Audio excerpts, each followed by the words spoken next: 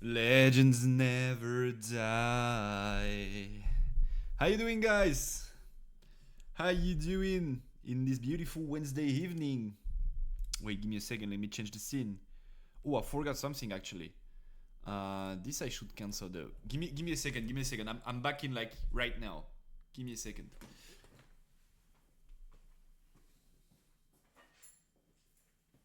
I did get something today that I'm pretty excited about.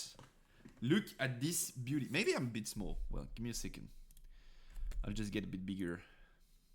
Look at this beauty. Oh, I just received today. It's a Gengar binder. You guys may not know, but I'm a big Gengar fan. Like, we're here to talk Riftbound, but I might be using it for Riftbound card at some point. Very, very cool item I just received today, just before the stream actually. Like, I went out to grab this and then like rushed back to start streaming. Let me drop it somewhere safe from the cat. Let's go for here right now. Let's put it here right now. So how you doing, guys and girls? How's everyone doing? I think maybe if I do this, actually, I could like this. Would it be enough? Yep. Seems like it is. Or is it not? It is. So you guys have a proper full screen. Full screen. Yo, Jacob, how you doing, brother? Nice to see you again. You're a regular now. You're a regular. Hope you're doing great, brother. Hope you're having a great day today. I did have a bad day last Wednesday. I did have a very great day today. A lot of good news piling up on Riftbound content, like content overall, but like Riftbound too. And a lot of stuff to talk about tonight. So very, very hyped to be streaming tonight once again. Hope you're doing great, guys. So tonight's schedule is a bit of a mess because I think we won't have time to do everything that I planned that we should do, like for sure. I think there's no shot we have the time. But that being said, I would love to talk about all of this and possibly, potentially edit it into videos to release before the actual release of the game because I think some of these topics can be important news for. Is chat lagging or is it just me? I think chat is lagging, no? Like my chat keeps like reconnecting and disconnecting. Maybe it's a Twitch thing. But if the stream quality is good, it's everything fine. I can still read you guys apparently since Jacob said eyes, Jakub. If the stream is a bit laggy, just tell me. I will like just shut it down and restore it. Just back from Vienna and I registered for release event in my game store. Ooh, hype is real. Hype is real. Now, just like 10 days left, no? Like 9 now. Wednesday is over basically. So there's like Thursday, Friday, Saturday, Sunday, which is 4, and then Monday, Tuesday, Wednesday, Thursday, Friday. So yeah, we are on 9 days. In 9 days before release. So huge, so hyped up about this. By the way, I will be doing an opening stream. That's for sure. I hope though I will get my hands on booster boxes on like Wednesday. That would be very cool. So next stream might very well be an opening stream, which I would love if I have the opportunity to. If I don't get my hands on booster boxes before, we might be streaming on Wednesday or on Thursday or Friday to open this together, like an extra stream, because like I can't wait to open these boxes with you guys. I'm so excited to get my hand on actual cards, see what pulls I get. If, because like big if, not certain everything's gonna go as planned. I know a lot of people are waiting for the products. I know delivery will probably have some issues for certain stores, but let's say I get my hands on what I'm supposed to at the timing I'm supposed to.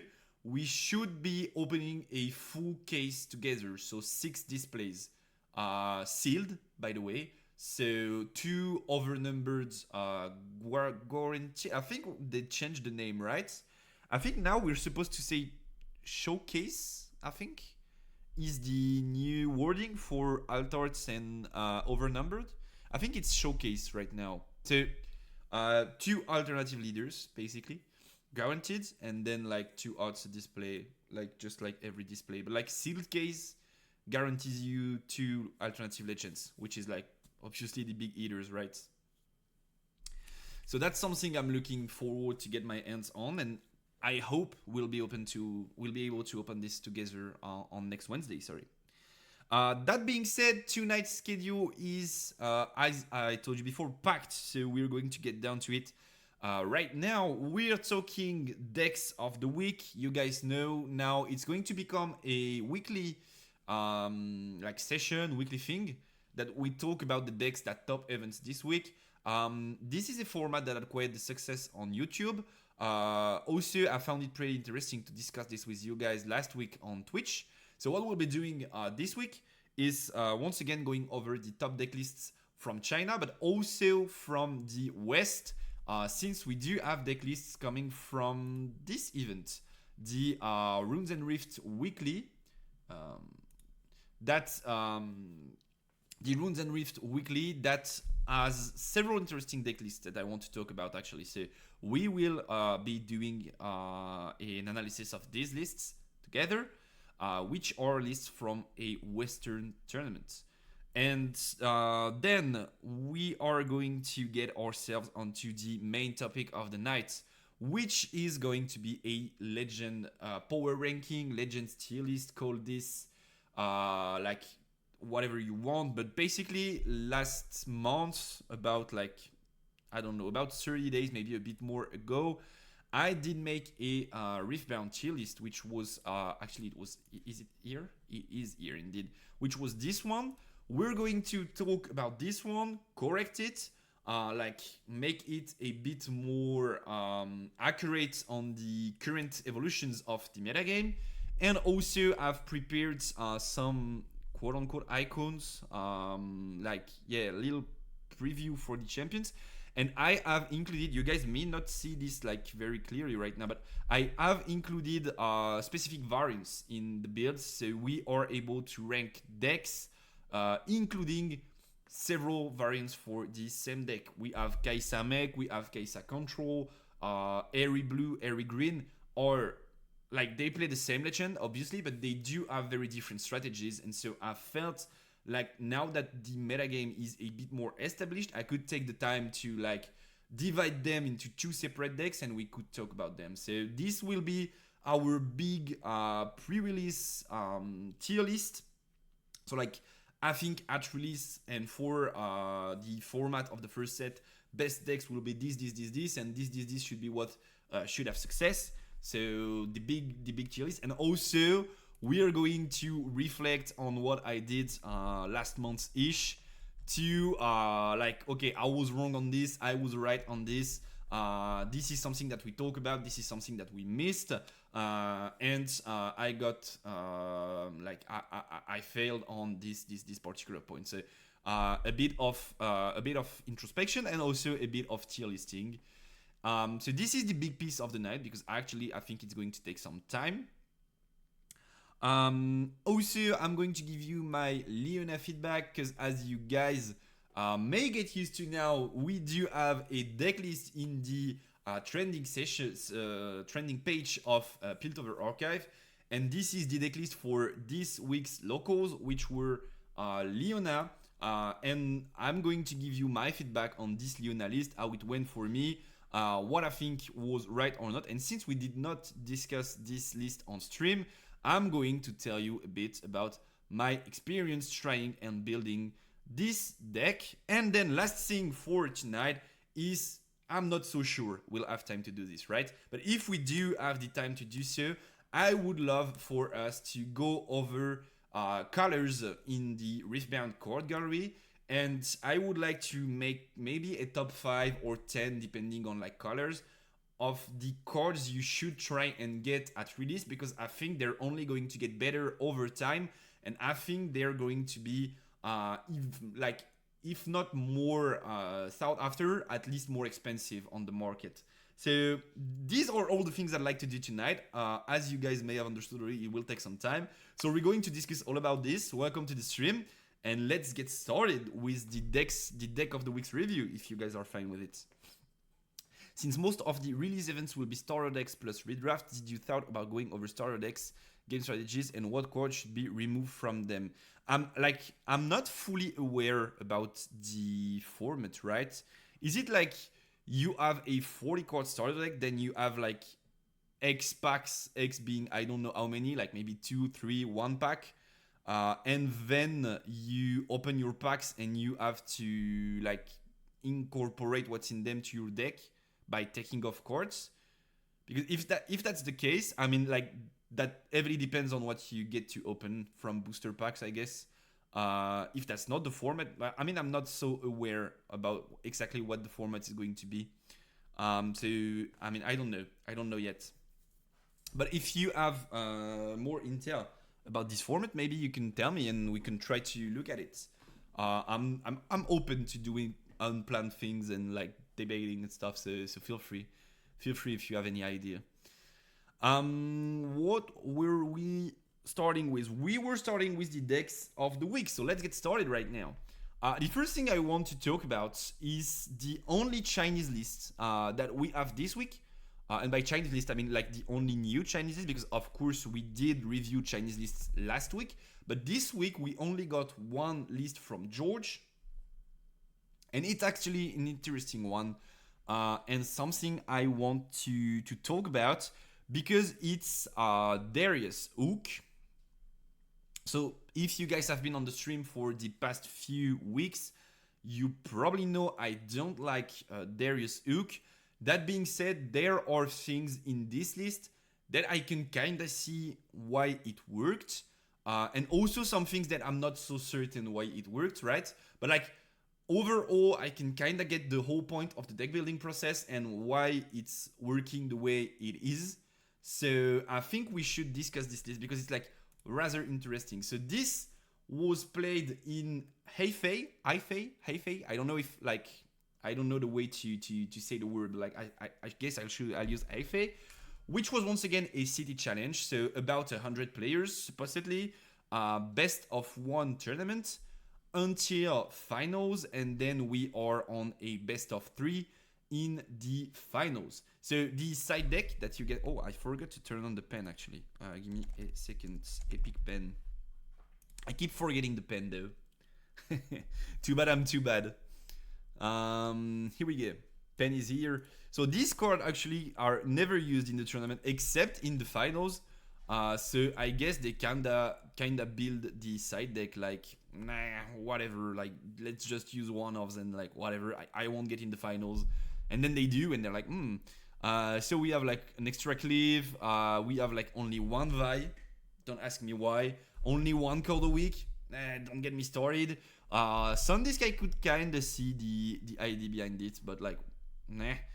Third hopeful, and also this guy which spawns tokens when he dies. So like basically a bit of a mix in the side deck, which is something I'm not too fond of.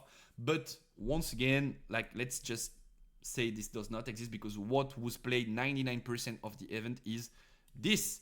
And this is something that's interesting. Don't know if you remember, but last week we talked about a victory list which was kinda eye-rolly with the same concept, but was not playing Hook. And we were here debating the fact that maybe if they just want to play a high roll list, they should just play Hook, and like, so be it, you're trying to high roll in the best of 1 situation. This might be your best shot at high rolling, so like, go for it and just try to high roll this. So I think this is what they did with this list. And I think they did it like in a good way.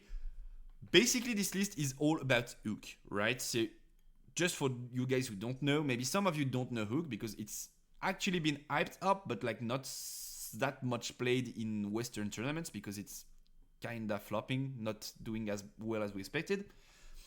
Baited Hook is a gear that allows you every turn to pay a rune, so to pay an energy, to burn a power, so to recycle a rune under your rune deck, and to tap Baited Hook.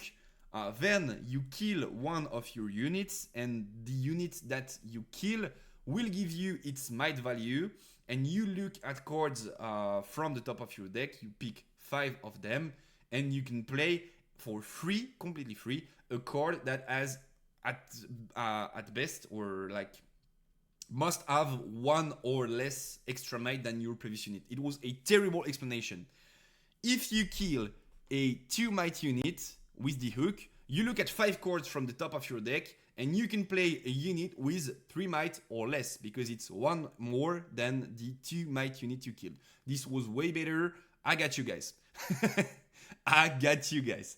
So this card is kind of a fan favorite because it allows you to like get big bodies for cheap and generate strong interactions with not a lot of mana energy.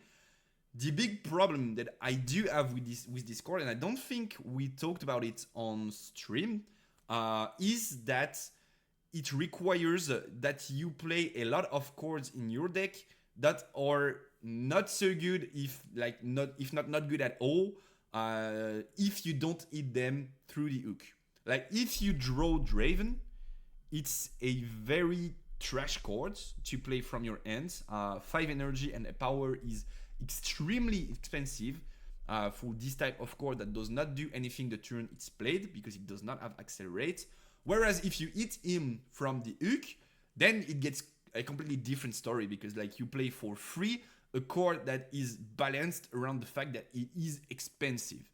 So Draven, for instance, is my might is increased by your points. And since Darius is kind of an aggro-ish deck, you get a lot of points early on. Then you play hook, you kill your unit, you spawn Draven. Draven is like 7, 8, 9 might. You kind of played it for free, and then you're like, okay, this is good. Big problem is like these cards are not good when drawn on their own. Draven is not a good card when it's drawn on its own. Vayne is not a good card. Spectral Mattern is not a good card. Actually, Vayne is like decent, but it's not something that you want to have in your starting end. It's more of a later game card. And also this card sometimes you don't want to draw multiples. Like you're fine with having one, but like if you get to multiples, then you start stacking bad cards in your end. That's a big problem for Darius because as you can see in this list, if you look for ways to draw cards, you have about 0 ways to efficiently draw cards, except maybe this one Kaisa.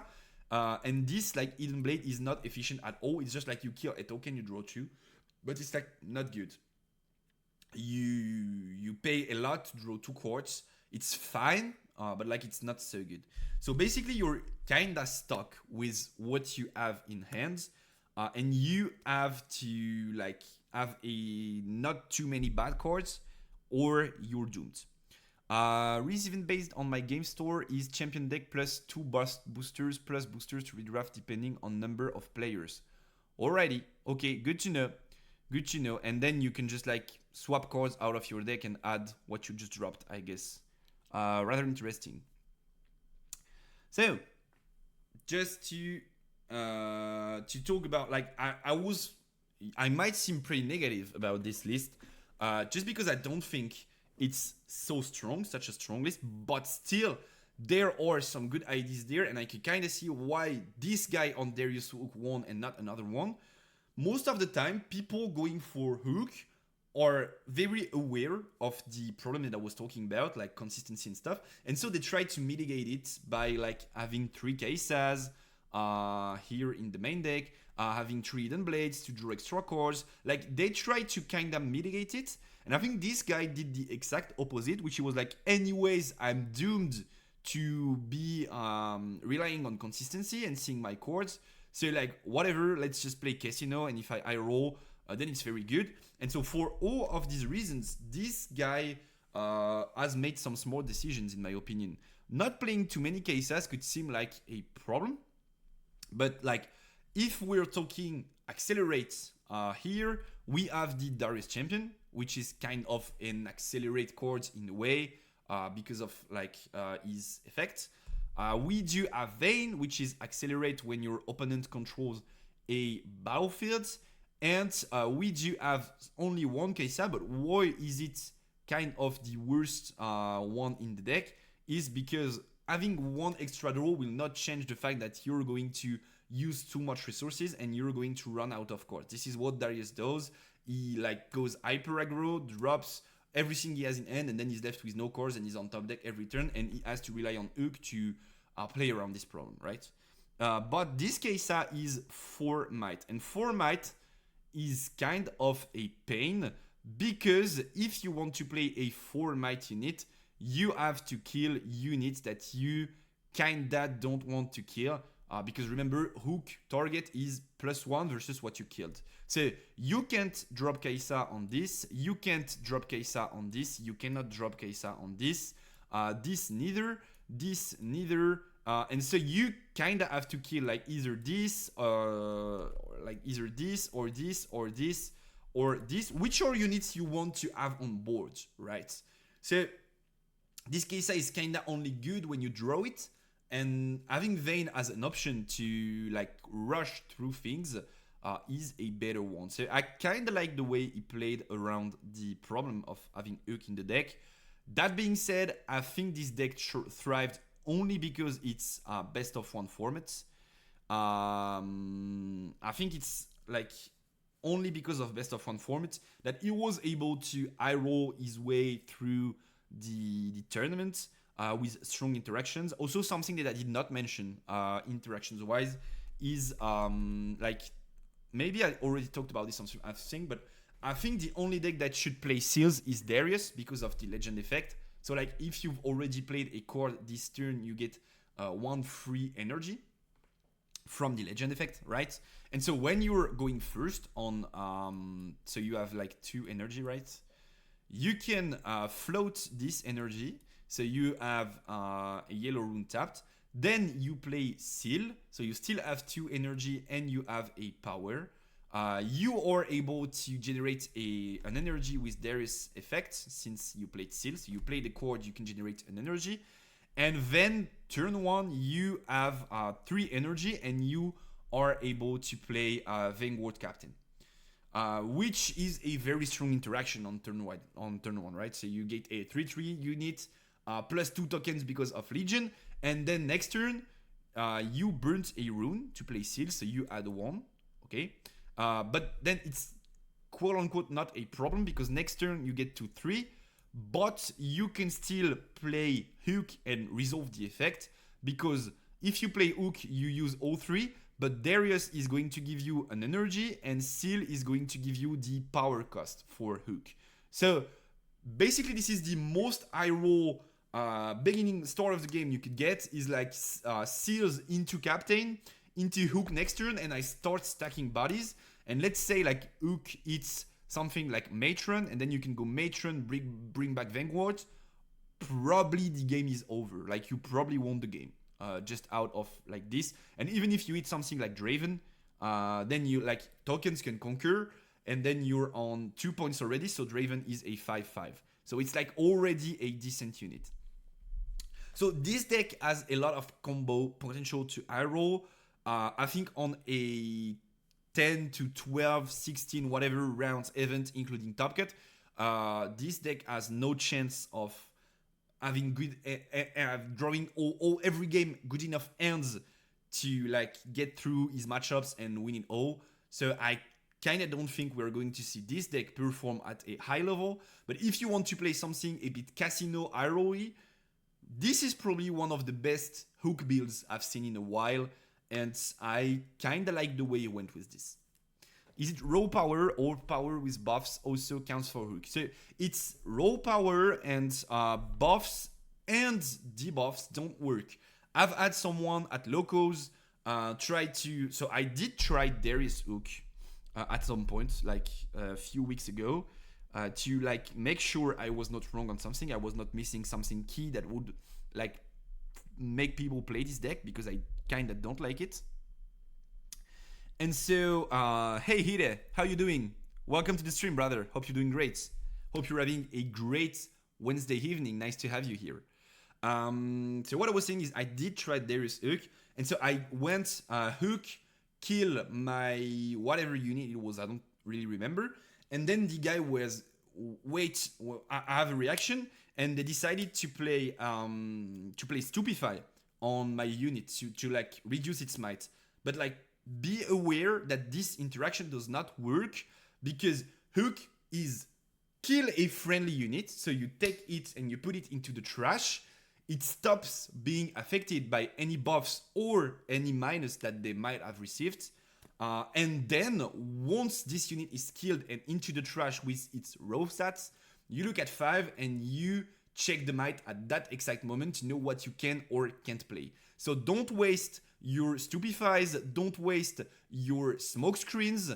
Hook is raw power. If they have buff, don't let them consider the buff as I can use it to play a bigger unit with Hook. And if they don't have buff, if you have the buffs, basically, don't use them. It won't change anything to the outcome of the Hook. So yeah, this list is kind of decent, in my opinion.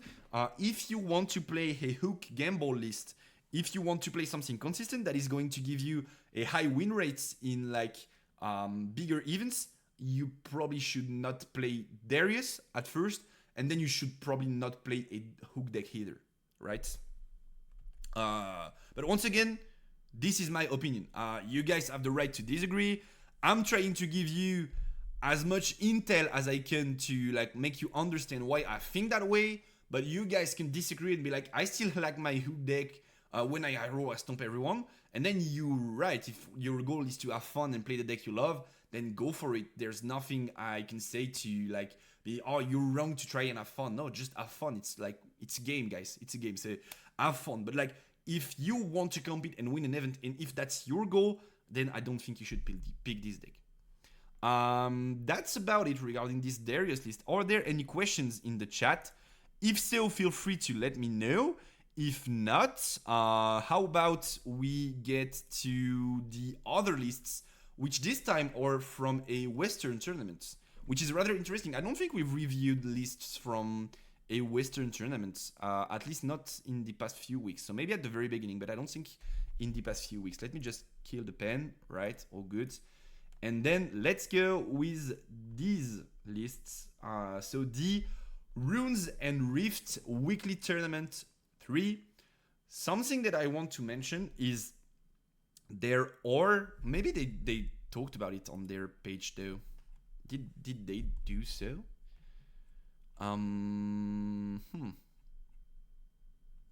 Riftbound weekly tournament.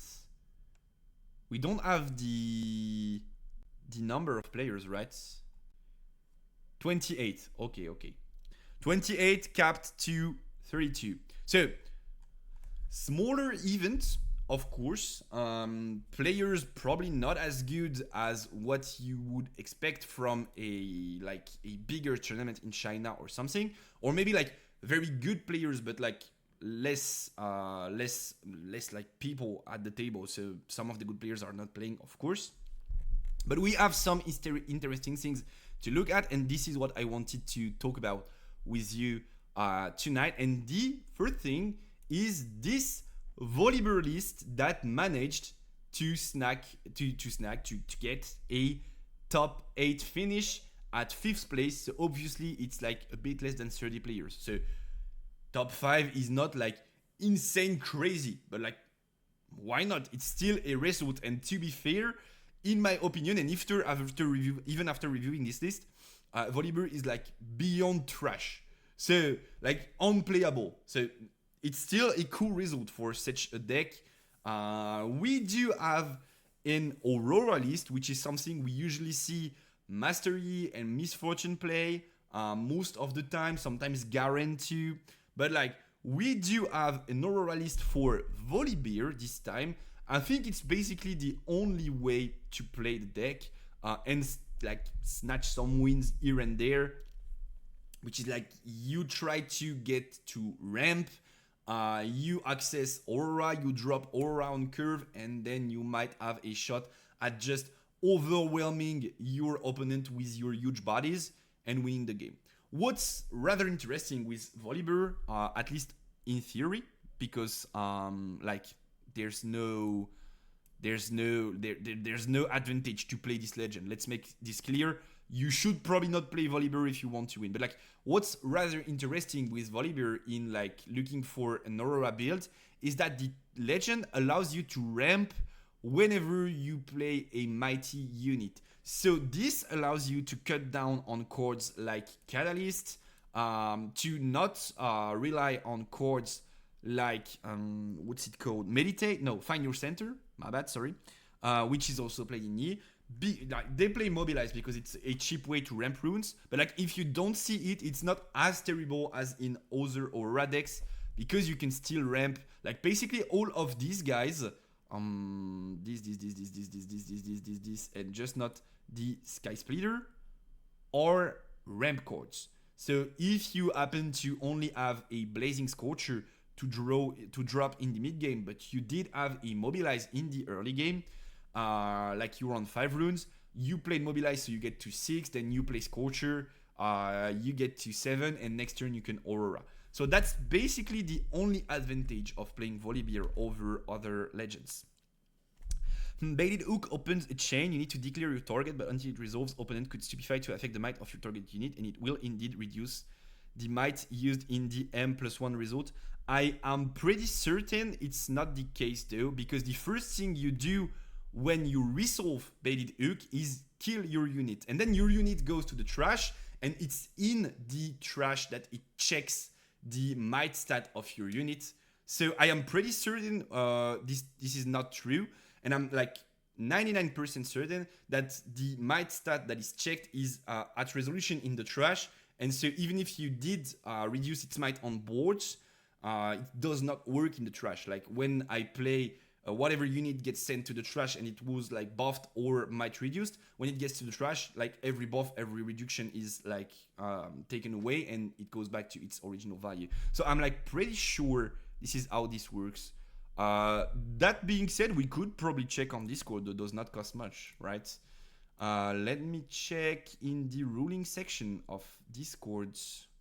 This is something that you guys might want to look at. Basically, if you're not aware about how rulings work in Riftbound, the only thing you do before putting on the chain is the cost, which is not kill a unit. Yeah, right. But like when you resolve, it's like even though you don't pay the cost, you still like resolve in the order which is written on the card. And in this scenario, it's like kill a unit, dot, or period, whatever. Kill a unit, so it goes to trash, loses everything. Then reveal 5, then check might and play 1. So I'm kind of certain that it works that way. But like maybe I might be wrong. There's a slight chance I'm wrong. So let's just check, because this is something you can do. So you just go to the rules question section of the community server, which is an amazing resource, and then like you can see I looked up a ruling for Eden Blade, because like this afternoon, but Stupefy is a reaction, so it fully resolves even before you start resolving your... Yes, it does. You draw a card and it reduces the might, but you kill the unit and you check the might of the unit you killed when it's in the trash and not when it's on the board, because the first thing you do when you resolve Baited Hook is killing it. So I think it checks mights in the trash, and if that's the case, you successed reducing the might with Stupefy, but that does not change the fact that you check in trash. So this afternoon, someone in the YouTube comments was telling me, when you go Eden Blade on a unit you save with set effect, you can't draw. So just to make sure I was not in the wrong, I double checked. I went on Eden Blade, and as you can see here, I found a topic with the answer I was looking for. So this time, let's just use Baited Hook as a search term. It will look up for all topics related to Baited Hooks. And then we're going Baited Hook with Stupefy. So that's exactly what we are looking for. So this guy says yes. Costs, interactions. So this guy says yes. Usually I try to look for like 2 to 3 topics. What is this one? Sonia's set, it's not what we're looking at. But because most of these guys are not judges, but some of them are. And so like you kinda look for 3 foreign. So this is basically the same thing but with buffs. So we could look at that. At the moment it was killed, so it does. Okay, so my bad. So I was indeed wrong. Ida was right. Apparently it works with buffs and debuffs, which is something I was not aware of. So you're right, Hite. You were right, indeed. I told you it was a slight chance I was wrong, and I was indeed wrong. So apparently it works, which is I don't really. Why would it work like that? Is there no period? Is there just commas, and then maybe it makes sense? So like you do everything in one motion. Maybe it's that, though. But you were right. So my bad. I apologize, Ita. You were the one in the right. Let me just check. And thanks for correcting, by the way. Thanks for telling me. Kill. No, there's a dot though. So it's like kill, then look, then you may play unit that has might up to one more than the killed unit. Okay, so it's the killed unit port, maybe? Weird enough. Buffs and other might pumps also work, by the way, for example, if your unit is on Triforian camp. Okay, good to know. Good to know. So, like, sorry for the confusion. You guys, so Ita, basically. I'm saying you guys, but like, basically, Ita was right. You can use debuffs or buffs, apparently, to make them work with Hook. Does not change my opinion on the deck, though. But, like, still, you guys, maybe, like, in Trifarian, then specifically, you could make use of Kaisa. But, like, I still think the idea, the concept behind the other guys' list was having access to the Hook and not playing too many cases because you have to kill basically a unit you would not want to kill for Hook to be able to play Kaisa. Also, something else I should probably have mentioned, and I did not mention, is that best of one tournaments have a special mode of selecting battlefields, which is they're picked randomly. So like maybe in a best of three situation, you could be like, I'm playing 3 Kaisas in the main because I want to go into Trifarian and kill my unit and then drop a Kaisa. And then game 2, I side out Kaisa because I can't play Trifarian anymore. This is something that I could understand in game 1. But like in best of one, the battlefield you play is picked randomly between the 3 battlefields you have. So you probably can't rely on Trifarian to like make this work together, this interaction with Kaisa. So maybe this is something that this guy was also considering now that we have this intel. So thank you, Ite, for correcting me actually. And my bad on being wrong there. I was almost certain, but then I could check the ruling and I was wrong. So my bad on this. Does not change my opinion on Darius though. We will talk about it when we're tier listing the champs like later on, but I still don't think Darius Hook is a very strong deck. Neither is Darius without Hook, by the way, but like it's more of a legend color pool kind of thing than rather just Hook interaction specifically.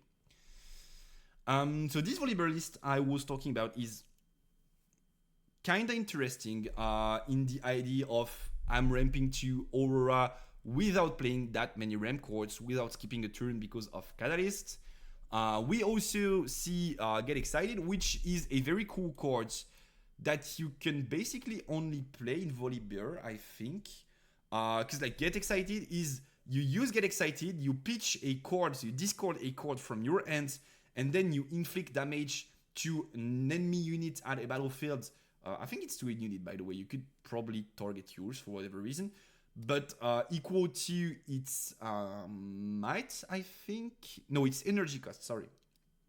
But it's like, in Volibear, you have access to units that are 12, 10, 8, 9, even 6 is rather good. So, as a damage output. So, you're basically on a, like, 2 energy, 1 power, remove anything cards. Which is rather good. The only problem is that it burns a power. So if you're using it too much to like gain control in the early game and try to slow down your opponents, you'll end up losing too much runes, and your ramp strategy to get to Aurora will get slowed down too, which is something you obviously don't want. So like cool cards, cool list. Don't think we will ever see this list performing on a regional basis, like a big tournaments basis. But something interesting that you guys want to look at maybe if you are trying to play Volibear. What are the other lists we are looking at? Another Darius list with the Hook.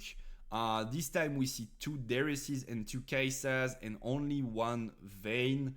I do think Vayne is something you want to play at 3 copies. I was playing it at 3 copies when I was trying out this hook list, because basically off of anything you get to play the Vayne, because like it's 2 might base, but whenever it enters play it gets a 3 might buff, because it has assault and kind of accelerates.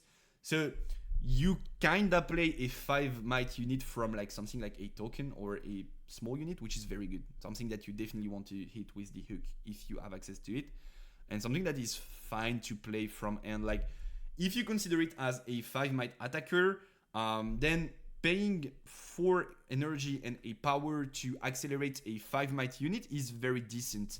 Most accelerate units have the opposite curve, which is their cost when they accelerate is 1 higher than their might. So like Lee Sin, which is a 6/6, becomes a 7/6 when accelerated. Fifok becomes an 8/6 when accelerated, so costs 8, 6 might. Yi Champion has a quote-unquote accelerate effect, 7 energy for 6 might, and so on and so on. So basically, K-Size the same. If you accelerate her, it's like 5 energy for 5 might. So basically, Vayne is a very good chords in terms of stats. It's just that your opponent has to control a battlefield, so sometimes the chord is dead. Like you're already ahead, you want to push more and play units, Vayne won't be of help because it's not a threat when it's on the boards. That's about it for Darius, though we already talked about hook lists just before. Now something very interesting and something I want to talk about is this Prisma list, which so if you guys are not aware, I don't know him personally, right? But this guy, Prismaticism, I think is the name. This guy was the winner of last Rift Lab tournament. So Rift Lab Trials 2, we casted the finals on the channel last week. This guy was the winner playing Kaise. So this time he's trying to mess a bit with other decks to try and learn these. And he's going for an Ari build this time with the blue Ari approach, which once again is not like quote unquote complete. I think is still a bit in between blue Ari and green Ari, still playing the time warp and all.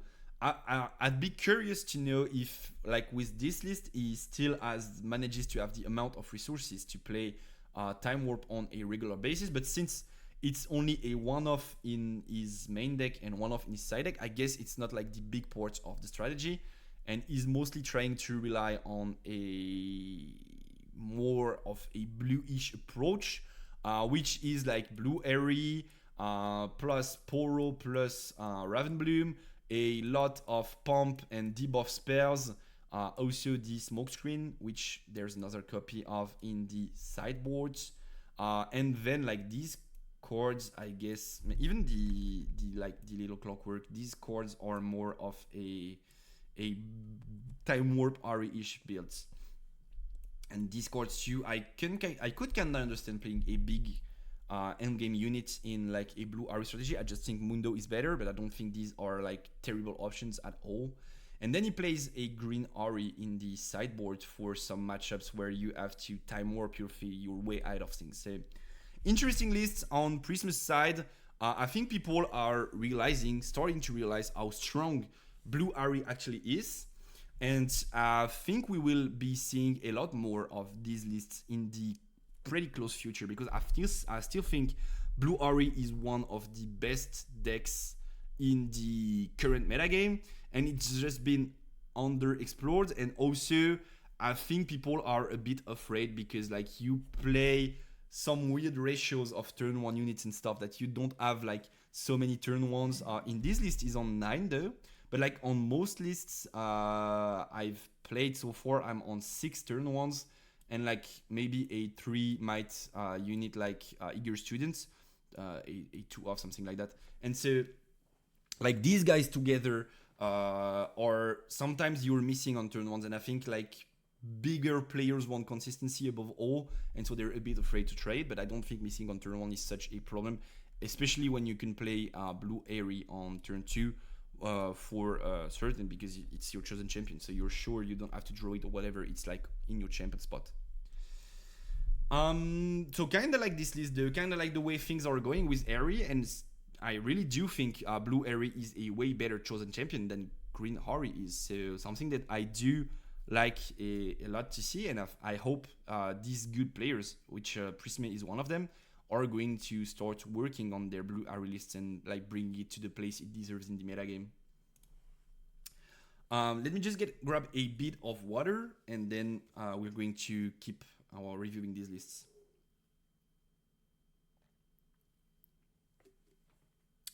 All right, everything good. So this is a different Kaisa list than what we're used to see. Hello everyone, hope you're doing great. I see some of you dropped on stream. I hope you're doing great. This is also a list from like known player at the very least. Once again, linked to Rift Lab Trials too, because this is a list from Chips, which is one of the co-host, co-organizer, whatever. I don't exactly know his title, but like he works on the Rift Lab Trials crew and is taking part into like organizing these tournaments. And so this list is a like quote unquote classic Kaisa list with a few texts that we can see in the side deck. And that's the approach I think is correct if you want to play the mech thing. We've seen more body-oriented lists of Kaisa lately, with the apparition of like main deck megamechs and a lot of units and stuff being played in there to be able to fight into Yi. And something that I was talking about on stream for the last weeks is I think these cards are probably like decent into Yi and put you like in a maybe you can win the game situation, but like you're not certain to win. Like maybe you just have a better shot. Maybe you make the matchup like 50-50, whereas before it was like 30-70 or something like that. But still, you're not like in a winning spot. So just by adding these cards into your main deck. And in other matchups, such as Set, such as Harry, especially Blue Harry, and like other matchups, these cards are not so good. They don't guarantee you like good draws. They add bricks to your deck that you don't want to play. You probably will never have the tempo to play. So the fact that he's added these cards, Thermo Beam and Mega Mech, to the sideboard is something that I think could be a way for Kaisa to have a like better matchup. That being said, I'm not maining Kaisa as of now because we already know it's a strong deck, and I want to try and test other stuff, which is based the way we're going to talk about Leona later. But like I want to try and test other stuff, so I did not try Kaisa myself a lot recently. But on paper, I do think that having just 2 mechs in the sideboard is not enough to make it a favorable matchup. And I think maybe you should rely more on like this time warp approach, which once again I don't like. If you guys know me, you know that I don't really like the time warp builds. But at least try to get a win condition, because I'm not certain 2 Mega Mechs into the Rampy and Aurora builds are enough to give you a win condition. And I think the matchup is still very negative, even if you play Kaisa very well. And your opponent does not have to be a super good Master Yi player to like put you in a difficult situation. They just have to find like 1-2 Ram cards, then drop Aurora, then you're like kind of stuck in the mud and you don't have a shot at winning anymore, most likely. So rest of this list is pretty quote-unquote classical, normal, what you would expect from Kaisa. There's just a tech card that I wanted to talk about, which is Dangerous Duo. And that's something that's interesting. So Dangerous Duo is whenever you play it as a Legion card, so second card in a turn, you get to give +2 might to one of your units. So at first I was thinking it was another way, an extra way to combine with Darius. So like you drop Darius, then you buff it +2, he gets +2 because it's your second chord, he restands, and then he can go and fight at 9 might. But I noticed that we are only on 2 cleaves, which is basically the same interaction, but Darius gets to 10, but you don't drop a body. So I was kind of wondering what the use for this call was. I think it's to target a specific matchup. I'm not so sure what exactly is the point of Dangerous Duo in this list, but I think it could be interesting to look into Discords. It's still something that I just learned today. So like there are still ruling things that are not known for everyone, even players that play a lot like myself. Something that I learned today is in the Kai'Sa mirror, something that you have to be aware about is that if you attack an open, so an empty battlefield, chords that give you assault don't work. So basically, if I have like, let's say I have a Pauti Poro in like on my field ready to attack, and I play Cleave to give him assault, and then I try to enter an empty battlefield. The reason I played Cleave is because I want to prevent this Pauti Poro from dying to either Extec Ray or Void Seeker, which are threats to like 2 might units. But if I go Cleave, then he gets to 5, is over the Void Seeker, which is 4, is over the Extec Ray, which is 3, and so most likely he's not dying. But apparently this does not work because you are not considered an attacker when you face an empty battlefield. So you're just trying to claim a battlefield, but you're not an attacker since the battlefield is empty. And so like playing Cleave does not work in these specific scenarios, and so maybe Dangerous Duo is a tech in the mirror match. This is something that I was thinking about. Maybe it's the reason they played 2 of them, is a tech in the mirror match to be able to pump your mid-game units so they don't die to Extec Ray, and like that could be something. And then in the late game it's still very like decent because you could play it paired with Darius or with Accelerate Kai'Sa to give it a bit of a pump and make sure that your units don't die, because this guy is give a unit +2 might. It has nothing to do with assault or whatever, and so like you have flat 2 might and you don't die to spells. So I was thinking this is maybe something that they considered adding Discord into the list.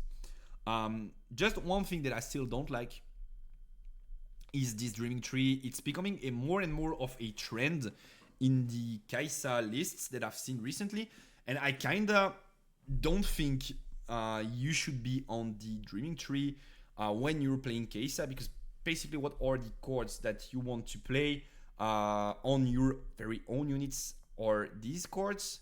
So let's say you're maxing out and you're on like 9 of them. So you have 3 Stupefys, 2 Cleaves, and 3 Cleaves and 3 Retreats. You have 9 ways to draw an extra chord thanks to the Dreaming Tree.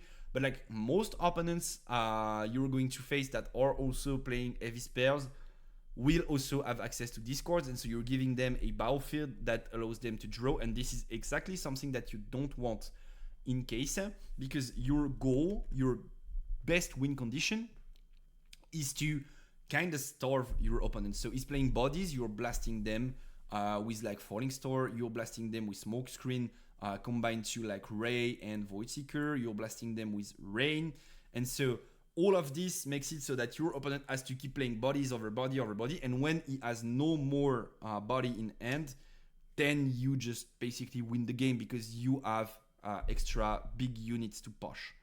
And so giving your opponent the opportunity to draw, if we're talking Mastery, he has access to Hang Ward, he has access to Discipline. Some lists have been playing Primal Rage recently. So like, they have a lot of options of drawing cores that they should not have. If we're talking Airy, obviously it's the best list at using these with like D Stupefy, D Discipline, D Hang Ward, D Retreat.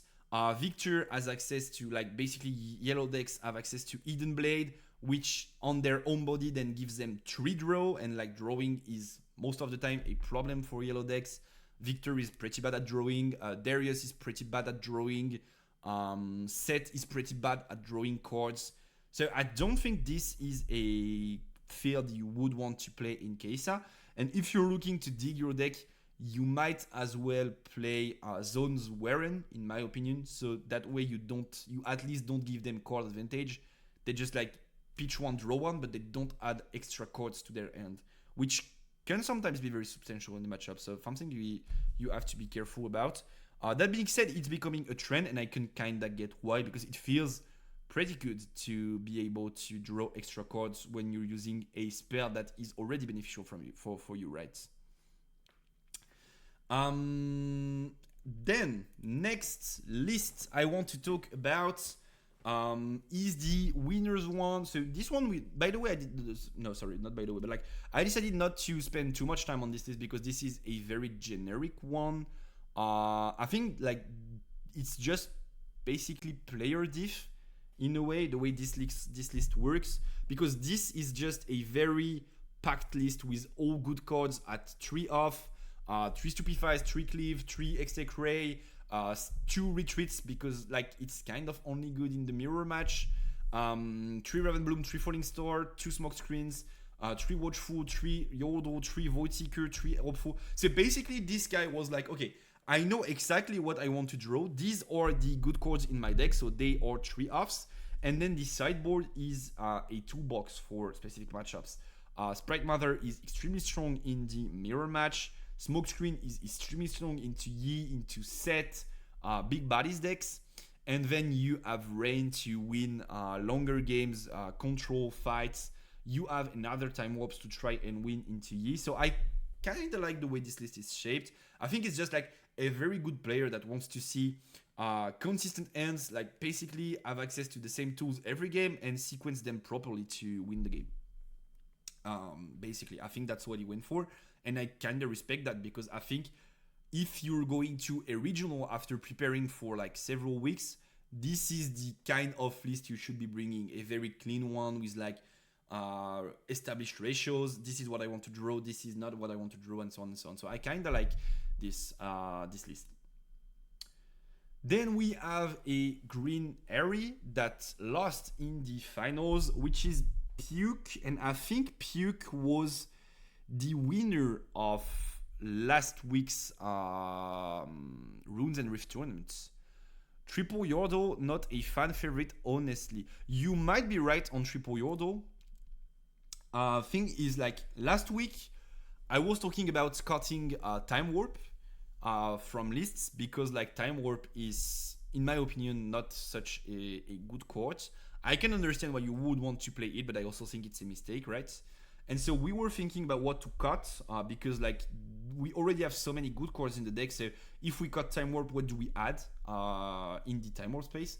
And something that we figured is, like, you could probably play Yordo and, like, make good use of it. Like, it could still be a strong unit that allows you to cycle through your deck and see your other very good cards.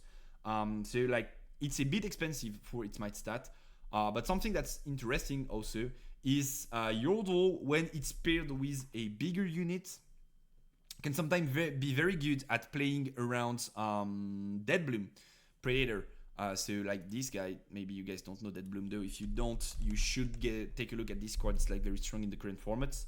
But like sometimes Yordo can be very good at playing around Deadbloom, because if you have a big unit such as such as like Fox in a battlefield, and you are able to drop Yordo, then Deadbloom comes in at 8, but you have 9 might, and this Yordo has tank, so they have to kill it and not the Fox. So I don't think like this card is crazy insane. I just think like the way the deck works and like the way he tried to build with like so many 3-offs is, I know what I want to draw, and then I add cards that will help me draw these strong cards that I'm looking for. I think that's the way you build the deck. By the way, welcome everyone. I hope you're having a great Wednesday. Welcome to the stream. We are reviewing the top lists from this week's tournaments. Yo, QV, how you doing? He wants consistency and it's fair. Yup. I think it is indeed pretty fair. And as I was saying before, I think this is what a competitive list should look like at the end of the day, when you're looking at like you've prepped your regional for like 2 to 3 weeks. you're on that regional grind, you want to win the regional, you should probably be able to know what cards are really strong, what cards you want to draw for your current builds. And then you should probably have like a lot of tree offs and consistency tools, because if you're a great player, that's mostly what you're looking for, in my opinion. Yeah. I'm trying to be like ninja mode, and people don't notice that I'm French, but I do. I'm French, guys. I'm French. Sorry. How you doing? Nice to have you on stream for the first time. I think I know your name, no? I think I know your name tag from somewhere, but like I'm so sorry. I'm extremely bad, like extremely bad at remembering names. It's not against you guys. It's not that you're not interesting. It's just that my brain is able to handle like 20,000 whatever cards in Yu-Gi-Oh! And know basically what all of them do, and is not able for one fucking second to remember someone's name. So like, welcome, nice to have you on stream. So glad to have you there and talk Riftbound with you guys. Very, very cool. Please forgive me if I mispronounce or forget your nickname. But that being said, if we happen to play together, I'm rather good at remembering faces and what you played. So sometimes people come at me like, hey, I was the guy that we played together 3 years ago. I was playing this deck. And then I'm like, yeah, game 3, you did this and it was very smart of you. And it was 3 fucking years ago. And my brain is like, let's store this information somewhere. Maybe it's going to be useful someday. Spoiler, it won't ever be useful. Whereas like your name might very well be useful in the like next 2 minutes. But I forgot about it. My bad, I guess. Is Q Vera? Alrighty. Does not tell me much more. My bad. If you did something like stream related or content related or whatever, let me know, QV, because I think I've seen something like a video or a cast or whatever you were included in. If so, feel free to manifest. Yep, you did. Okay, all right. So welcome on stream, fellow streamer. Welcome to the stream. So we already talked about Kaisa a lot, so I'm not going to be reviewing this list. We had the kinda techie list with the Jibs one, with the like dangerous duo. We had the clean list with the first place. We're just going to skip Kaisa. This guy was talking about, I think his name is Puke. Just like in I'm puking, but like not written the same way. And I think this guy already was. Did he win or did he top? Is something I don't remember, but I think he did win or went to the finals last week already. I think he won with kind of the same list. So Ramp, Green, Ari, which you guys already know is something that I don't like. Once again, not that it's terrible, but as you've seen already, we'll be talking tier listing just after we finish with this topic of reviewing this week's lists. Sorry. And I do think that I'm going to rank Green Ari below Blue Ari, because I do think Blue Ari is very insane as a deck. Have some of you tried the Blue Ari list? If you did, and you're coming in the chat and you're telling me I'm not convinced, this is something that I'm ready to debate over, because I think it's going to be I think it's definitely going to be ranked higher in the tier list than Green Ari will ever be, at least as of now. So I've already talked about this build a lot. I don't think I should like rant again. Then we do have the Kaisa list, and to close things out, we have an Ani list, which is somewhat similar to what I was playing when I did my locals Ani test. And I think this deck is very strong. I think if you consider their deck archetypes as like, I'm an aggro player, I'm a control player, I'm a tempo player, whatever, you should probably play Ani. I do think Ani is one of the best decks in the formats, and I do think it's for sure the best aggro deck available as of now. Way better than Jinx, way better than like small body set, way better than Hook Darius. I do think Ani is one of the stronger decks in terms of aggro and what it can bring to the board state, especially because of the extra runes, obviously, because you have the ability to like drop a lot of units on boards, gain a lot of tempo from it, and then you still have runes to play your amazing spells. Gust, Stack Deck, Flash, Ride the Wind, Flight or Flight, of course, which is a busted ass card. Not gonna lie, Fight or Flight might be one of the best purple cards so far. The only argument for Green Harry is Kesa. Yo, Shelfa, welcome to the chat. Hope you're doing great. Is it enough to make it better than blue? I don't know. So, like,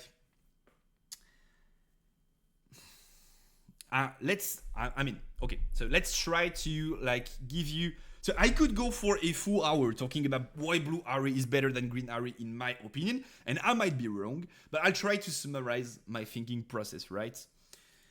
I do think playing this green Harry list has some of the perks blue Harry has, which is like playing a lot of spell, a lot of buffs, having a strong early game with Ravenbloom, Stalwart, and so on and so on. Like, these cards are definitely good cards, in my opinion.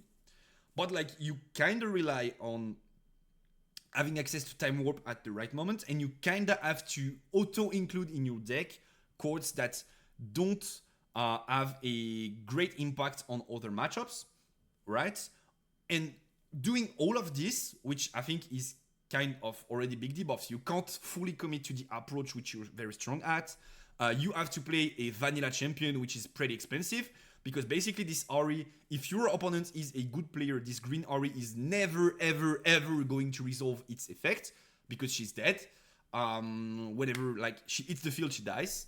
And then doing all of this, you still don't have, like, a 100% to 0 matchup into Kai'Sa, and you have a very worse matchup into some other decks. So I kinda don't think it's worth it to play Time Warp in Ahri and like build around it. The exact same way I don't think it's worth it to play Time Warp into Kai'Sa and build around it. And by the way, I've been saying this for like weeks now. Whenever we saw the first Time Warp Ahri and Kai'Sa list, I was pretty much against it. And now if you look at top lists, they are cutting down on Time Warps, and I think in the end it will be like completely cut from lists. Maybe in the sideboard for specific matchups to at least have some chance at winning some very tough matchups. But like, I don't think it should be the big piece of your strategy in the main deck. At least it's my opinion.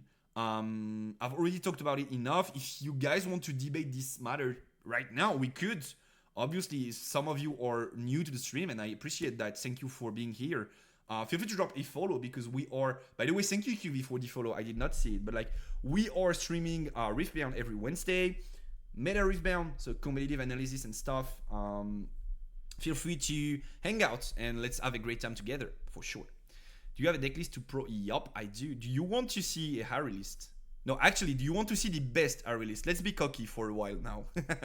Thank you for the follow, Xia. Hope you're doing great. And hope you're having fun with me. Let's go. Okay, so I'm just going to reveal to you right now the arcane of the best deck in the format that people don't know about. I think though there are some changes that I should do. No, my bad, I misclicked. My decks. Just look at that. This is exactly the reason. This was made last update 21 days ago, and I think it was created about like 30 days ago, and the list was named at the time Time Warp is bait. I mean, I just ate the code, right? So that being said, I should create another copy because a few things changed. Am I able to do so? I think I should be, no? Doing this. Yep. So what changed is neg 1 Sprite Call, neg 1 Book, +2 Mundos, neg 1 this guy, and then in the sideboard we have the Rune Prison, and we have 2 Mundos in the main deck. Here we go. So you guys might already have heard me talk about Ahri a lot. I'm so sorry for you who were here every week hearing me rant. Time Warp is still bait. Here we go. Let's make this public. Anyway. Oh. And then let's just use an image because it looks clearer that way. It's just generating, then I will download it and I will show it to you guys. Downloads. Give me a second. Here we go. So this is the ARI list I've been playing. Basically, I've not played the deck for like 10, 15 days, maybe a bit more, because I want to try and focus on like gaining experience on other decks and testing new things. But this is the list I've been running. It's like crazy broken strong. In my opinion, it's one of the best decks in the game at generating card advantage. It's insanely strong to like deal with big bodies decks. So Mech Kaisa is almost a free matchup. Yi, be it Ramp or Aurora, is a free matchup. Sorry, the cat wants to go outside. Set is not a free matchup, but it's like something you could like be confident in. And Green Ari you stomp because of Windwall. You have so many ways to draw cards that you will almost always have access to Windwall before they burn a turn going Time Warp, and you just Windwall it and game is over. Game is just over on the spot. Because if they pay 10, burn 4, and they don't get an extra turn, game is over on the spot. Do you have a Volibear list? We actually did review a Volibear list just now. If you want to see the full review and my opinion on the list, I suggest that you go watch the vote, which is free, by the way. You don't need to sub, you don't need to whatever, I don't know, you don't need to pay.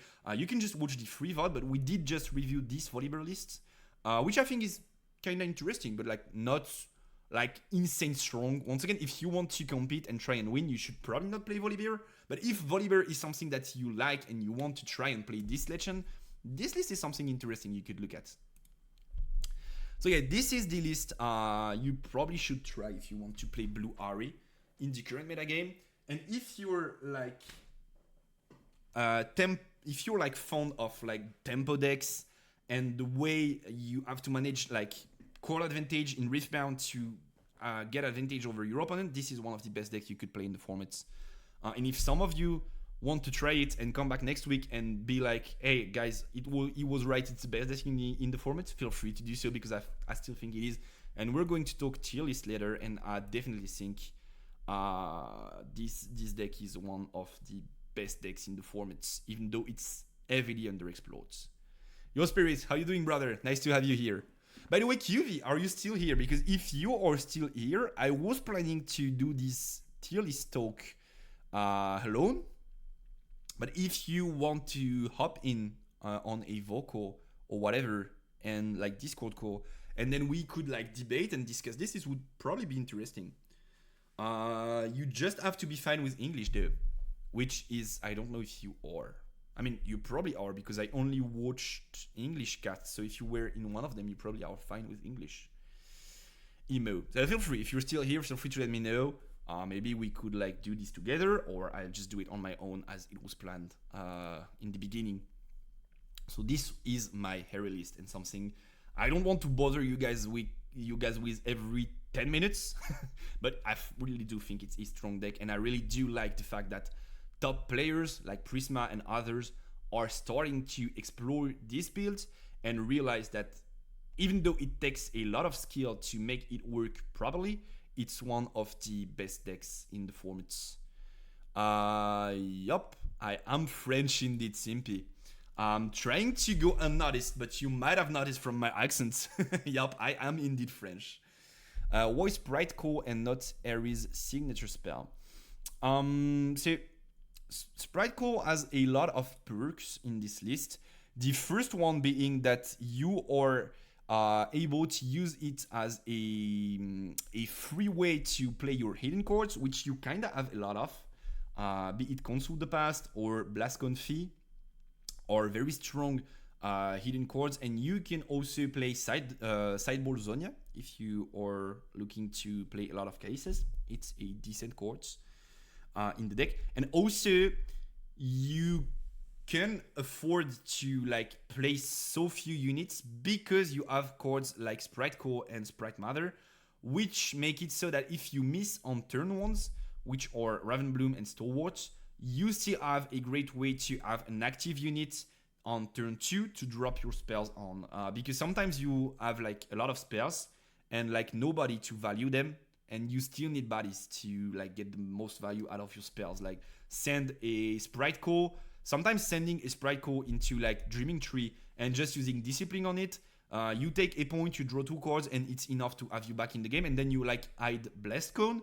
And for like 5 energy, you have a 3 might unit that is backed up by a 4 might unit. Because this guy is, when you play me, give -2 to someone. So basically he's 4 might. And so you have a 7 might battlefield out of nowhere. And it's most of the time very hard for your opponent to play around this. So kind of a lot of synergies that this card goes well with. Also, sometimes you can just play it from your end during the opponent's turn to like buff a Raven Bloom and spawn something to like protect the battlefields. Sometimes it's very interesting to do so. Yeah, so like let's not talk about Ari for 10 extra years. This is basically what I was talking about already. And if you guys want to have the complete analysis on this deck, I do have a vote on the channel, which I'm going to give to the chat right now. Give me a second. It's this vote. It's a bit outdated because it's been like a month, I think, since I posted it. But like you kinda... Oh, Cat wants to come back in. Come in, kitty kitty. It's probably like a few things, like the windows were not in the main, but like basically you get the idea of every card I play in the list. Let's just pin this for like whatever 30 minutes. And here we go. Oh no, not 2:30, just 30. Yeah, great. Everything good. Hope I answered your questions. If you have any extra interrogation, feel free to ask and I'll try to answer my best. So this is it for this week's decks reviews. And I think it's going to be a lot of editing already. So how about we stop there? Is there any list that you guys want to review? Or are we good? And should we go move on to the next stage of the stream, which is the Legends power ranking? And by the way, if we do this, I should update the stream title. Sorry. So set 1 Legends power ranking. Here we go. Great. Title updated. Ready to go for the big piece of content of the night. The power ranking of Legends in Riftbound. Don't worry, I will do it live. This is just to show you what was my power ranking about a month ago. Actually, we could find the exact date I posted this power ranking at. Give me a second. Just have to go there, I think. Switch accounts, votes, and then contents. Legends power ranking. It was streamed 17th of September 2025. So it was a bit more than a month ago. It was actually a month and 5 days ago. And this was the power ranking I established as what I thought at the time would be set 1's metagame. Oh, Cat wants to go out again. What do you want, kitty?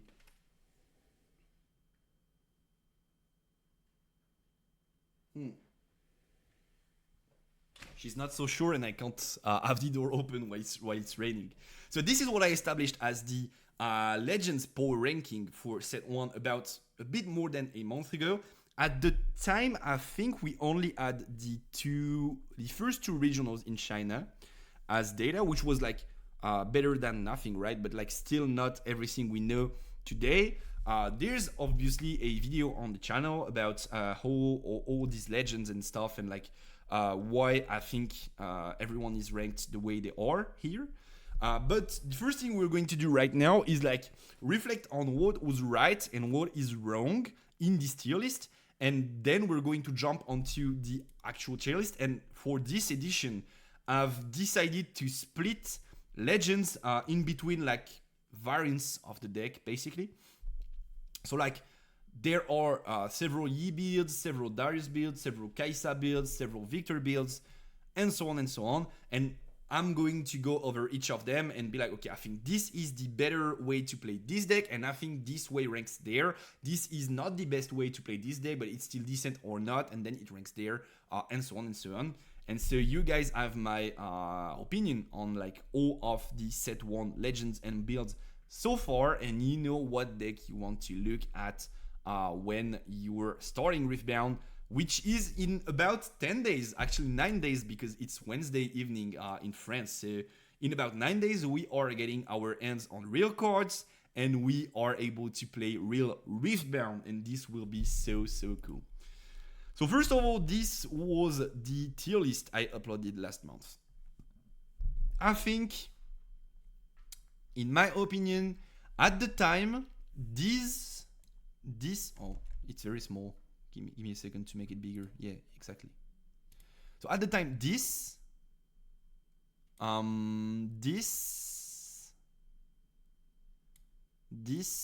and probably this were unpopular opinions. Like, people were thinking Darius Hook was very strong. People were thinking Leona, Ari, and Seth were not as good. And people were thinking Master Yi is not the best deck, it's Kaisa. I think that was the current state of the metagame at the time I made this tier list. And I think we could be pretty happy with these unpopular opinions. I think we are kind of 5-on-5. Do you guys agree that we are 5-on-5, or is there anything in these unpopular takes that is wrong? Maybe you could contest Ari. You could say Ari is not that good. It's like good, but like not that good. But I think we are kind of 5-on-5 on these. So I'd say unpop, we are 5-on-5. Or maybe 4.5, if you will, on 5. Like, pretty decent, I guess, on my end. And then, regarding the rest, I think I was wrong on Annie, for sure. There are reasons, though. But I think I was wrong on Annie. I think the rest of it is pretty good, though. Maybe Timo is not under Yasuo, though. Yo, Hugo, how you doing, brother? Hope you're having a great Wednesday. Welcome to the stream. Thinking, what do you guys think is wrong? Is there anything you guys would see this tier list and point at, like, yeah, he got this wrong. It's not what's happening in the current metagame. I don't think so. I think it was pretty. I'm like wrong. I'm like certain Annie I'm wrong on. The reason I put Annie at this particular spot is because I was thinking at the time Annie was, and like basically that's what it was at the time. Annie was a mono red deck. Players were playing like 12 red runes, and they were playing sort of a blast / control deck on Annie.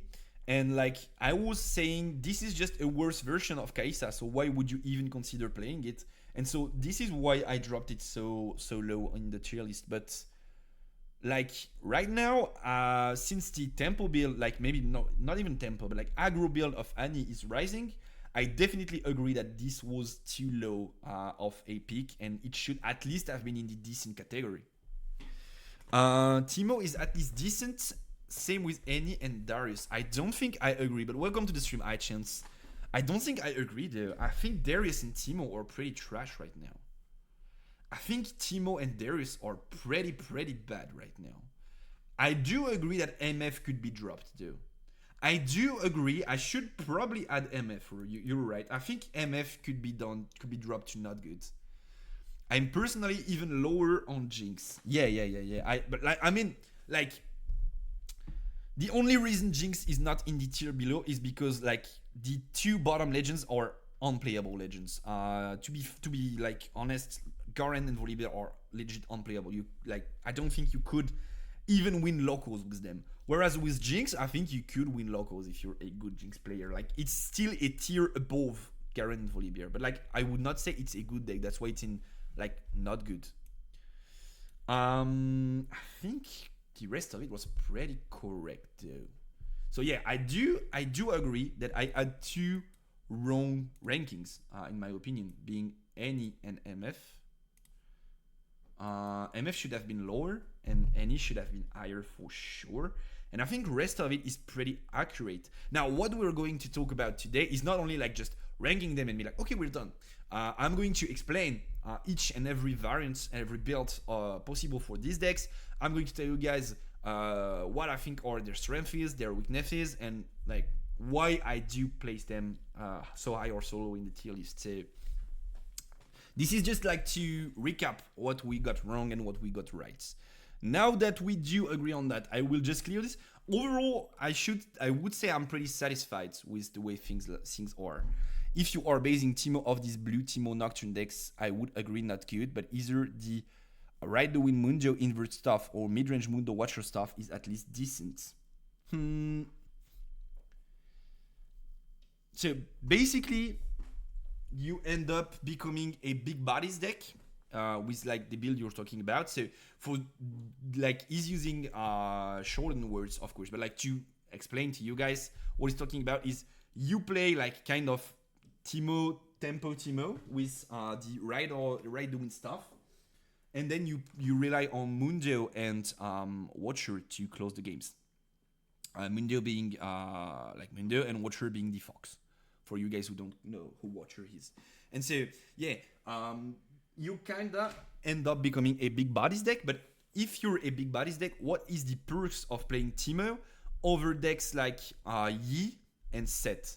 Like, if your win condition is to rely on big bodies surviving and pushing through fields, then might as well play Yi or Set. No, that's what I would say. Something that I take into consideration. We're going to go for the full route of explaining this tier list, but like something that I do take into consideration regarding these legends is also, do they have a quote-unquote big brother? Like, do they have someone that does what they want to do but do it better? And if so, it's like taking away points from them, because like they're not even the best at doing what they do, so why would you ever play them? If you like dropping big bodies in the current format, I think you should be playing Yi, and I think it's a better deck than Teemo, at least right now. Probably in the future it will be a bit different though, because I think Teemo has a lot more options, and whenever Eden Chords are released that are playable, Teemo will have another shot at being in the metagame, but for now I don't think it's that good. Once again, my opinion, right? I could be wrong. Set is no big body defending. The question if playing another over Yi or Kai'Sa is a real question. Yeah, I do think there are some decks that have perks into these decks, and we're going to talk about them, of course. So let's get down to the current tier list, the actual tier list of the metagame, and I'll be going over each and every champion, explaining why I've split builds and stuff. First thing we should do though is talk about tiers, and that is something that is, I think, very important. Like, if you're trying to sort whatever, the first thing you should think about is, what am I going to put this thing that I'm sorting in? And so for today's tier list, I've used the exact 5 same tiers as for last month's tier list, which was more of a prediction than a tier list, by the way, but like whatever, let's just call it last month's tier list to make things easier to understand. So in my opinion, I've just changed the name of the last tier because it was, I found it funny to call it Demacia, because like, you know, Garen pressing R in League goes Demacia, and like the legend is borderline unplayable. Like, every Garen approach you could think of, there's a deck that does this better. If you want to play a lot of tokens Garen, Darius and Seth do this better. If you want to play Aurora Garen, MF and Yi do this better. If you want to play Orange Yellow, Seth does this better. Like, whatever approach you would think about for Garen, someone does this better. So basically, let's just use Garen as a template for, you should never pick this deck no matter what, except if you love Garen and you just want to play Garen. And then, well, feel free to do whatever you want. So this is the Demacia tier. It's like, if you would translate it into one word, it would probably be unplayable, basically. Then we do have the not good tier. So these tiers we are going to look at is if you try and win bigger events, like 100+ player events, cash events, regional, then these tiers are what you're looking for. If you come at me in the comments of the YouTube video or in the chat right now, and you're like, but I won locals last week with my listen builds, and I think Lee Sin is more than not good, then you're probably right, because like local play is very different from the big scene, and you could probably have success at locals playing basically anything. For the past weeks, I've played basically anything at locals. I've played any, and I had success with it. I played Set, and I had success with it. I tried Leona, I did not have success with it. I played Ari, and I had success with it. So basically, you could probably play anything at locals and make it work if you're a good enough player. Sorry, but like it's not what we're looking at right now. We're looking at the bigger picture and decks you should probably pick if your goal is to compete and win or try and get better, which are like very close. But sometimes you need work before winning. That does not mean that you're not trying to pick a good deck, right? So not good is like probably won't top, and if it tops, he for sure won't win. Decent is like maybe you could make your way to the top cut. Like this deck has some points going its way, but it's not like super giga strong deck. Very good is I think this could be one of the underdogs of the format and one deck that you should keep an eye on. And then absolute best is like, yeah, it's just the best deck in the formats, or maybe the best decks in the formats. And if you want to win, you should play one of these, depending on the approach you are looking for. Is everything clear? Can we get started with the ranking, or do you guys or girls have any question? If you do, feel free to type in the chat. If you don't, let's get started with the power ranking. I'll just get a bit of water and clean my glasses because they are like legit dirty. It looks like I've like, you know, took butter and just went like, it's like, they're so dirty, what the fuck. Perks of working on your computer the whole day, I guess. I'm not a full-time streamer as of now. I've been in the past, but I still work on my computer for most of the day. And when I don't work, I play mostly on my computer too. So when I'm not playing card games, I'm on my computer basically. Here we go. Just a bit of water and I'll be back.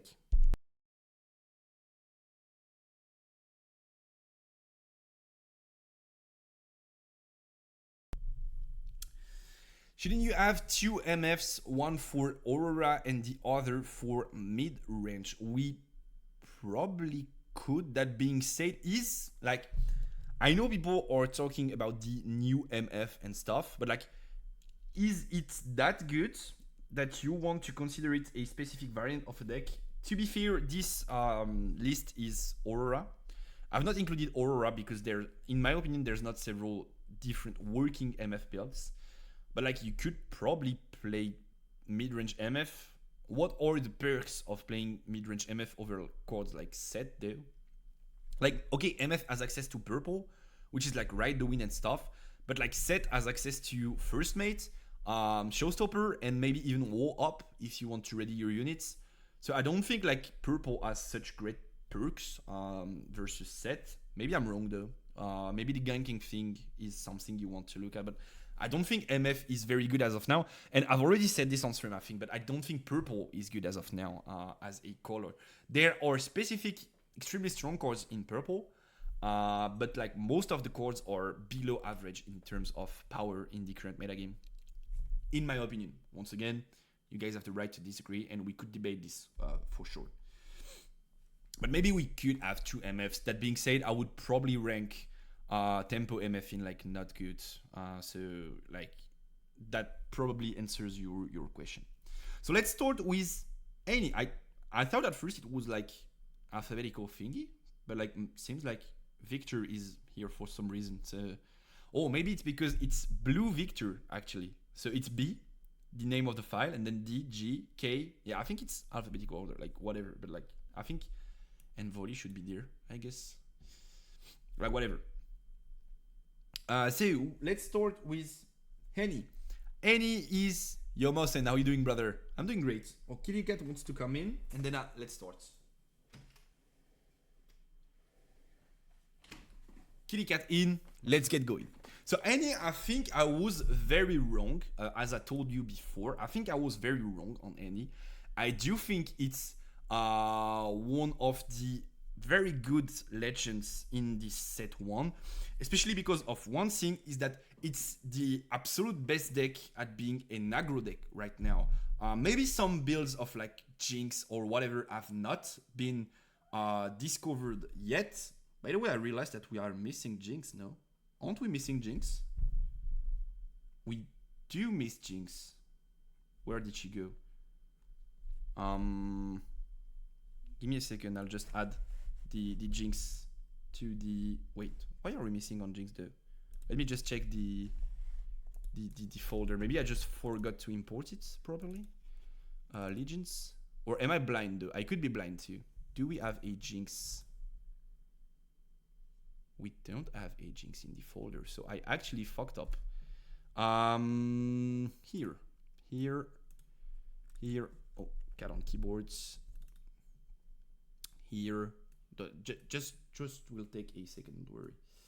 Here. This is the perks of being fast when it comes to editing. Here we go. And no cat on keyboard, please.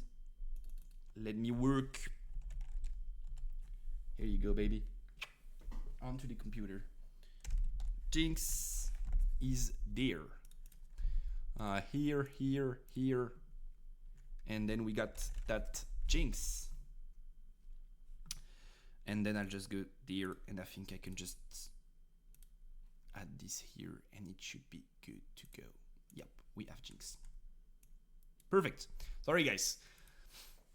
I forget your stream was watching Champions League. What did I miss? You missed the weekly decks review, which we did before, and the review of my previous tier list from about a month ago that we did. And now we're going to start with the brand new tier list, which is the updated version with basically, I think, what's going to be the format for most of set 1, if not all of set 1 before set 2 release. So once again, let's start again with Annie. Sorry for the delay. I just had to add Jinx because I'm a dumbass. Whatever. I do think Annie is one of the very strong decks in the format. Because she's one of the only decks that can do what she does. It is being a great aggro deck. Most of these decks that are quote-unquote aggro decks right now are not very good at what they do, right? Jinx is not very good because she runs out of runes way too fast. Darius is not very good because he runs out of cores in hand way too fast.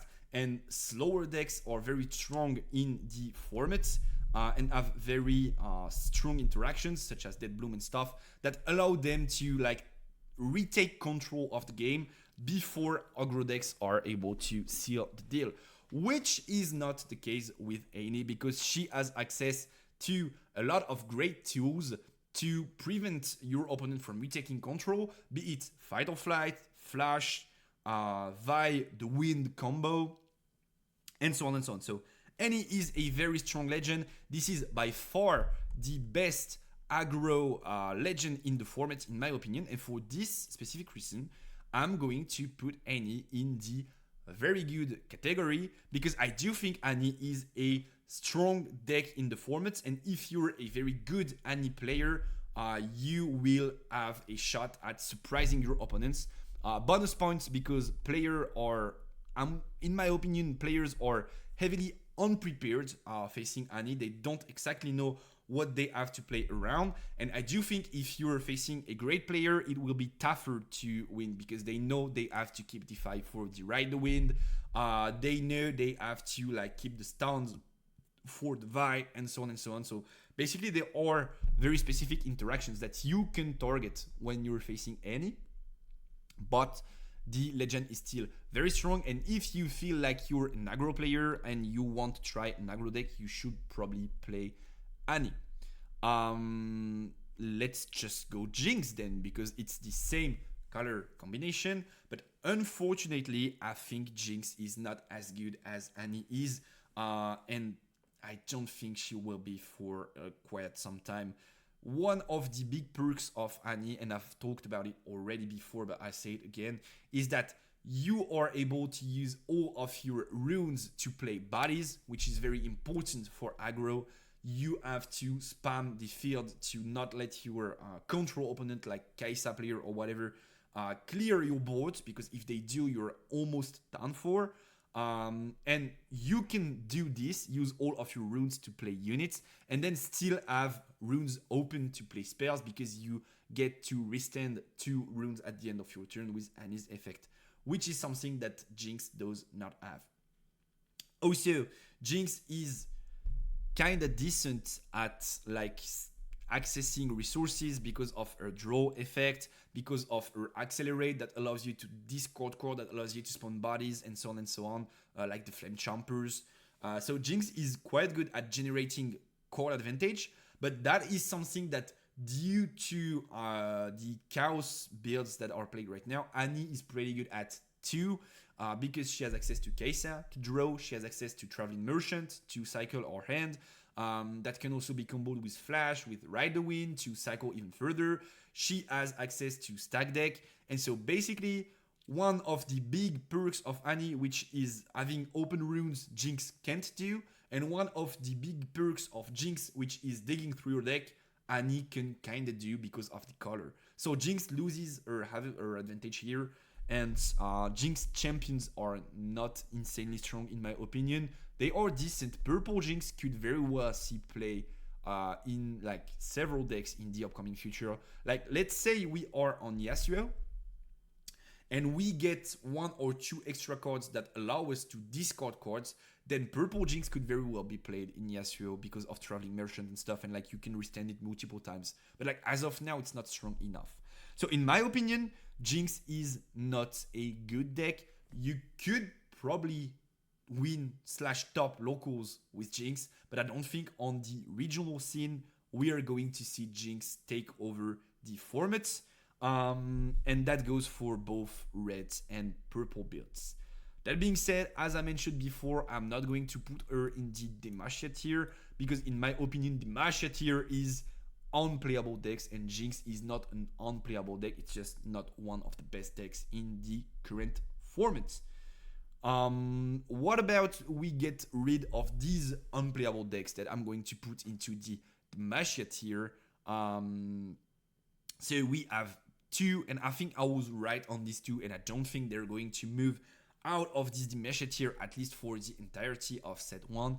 And these are Garen and Volibear. So obviously I'm going to talk about both, but like as I mentioned before, Garen is one of the worst deck when compared to others.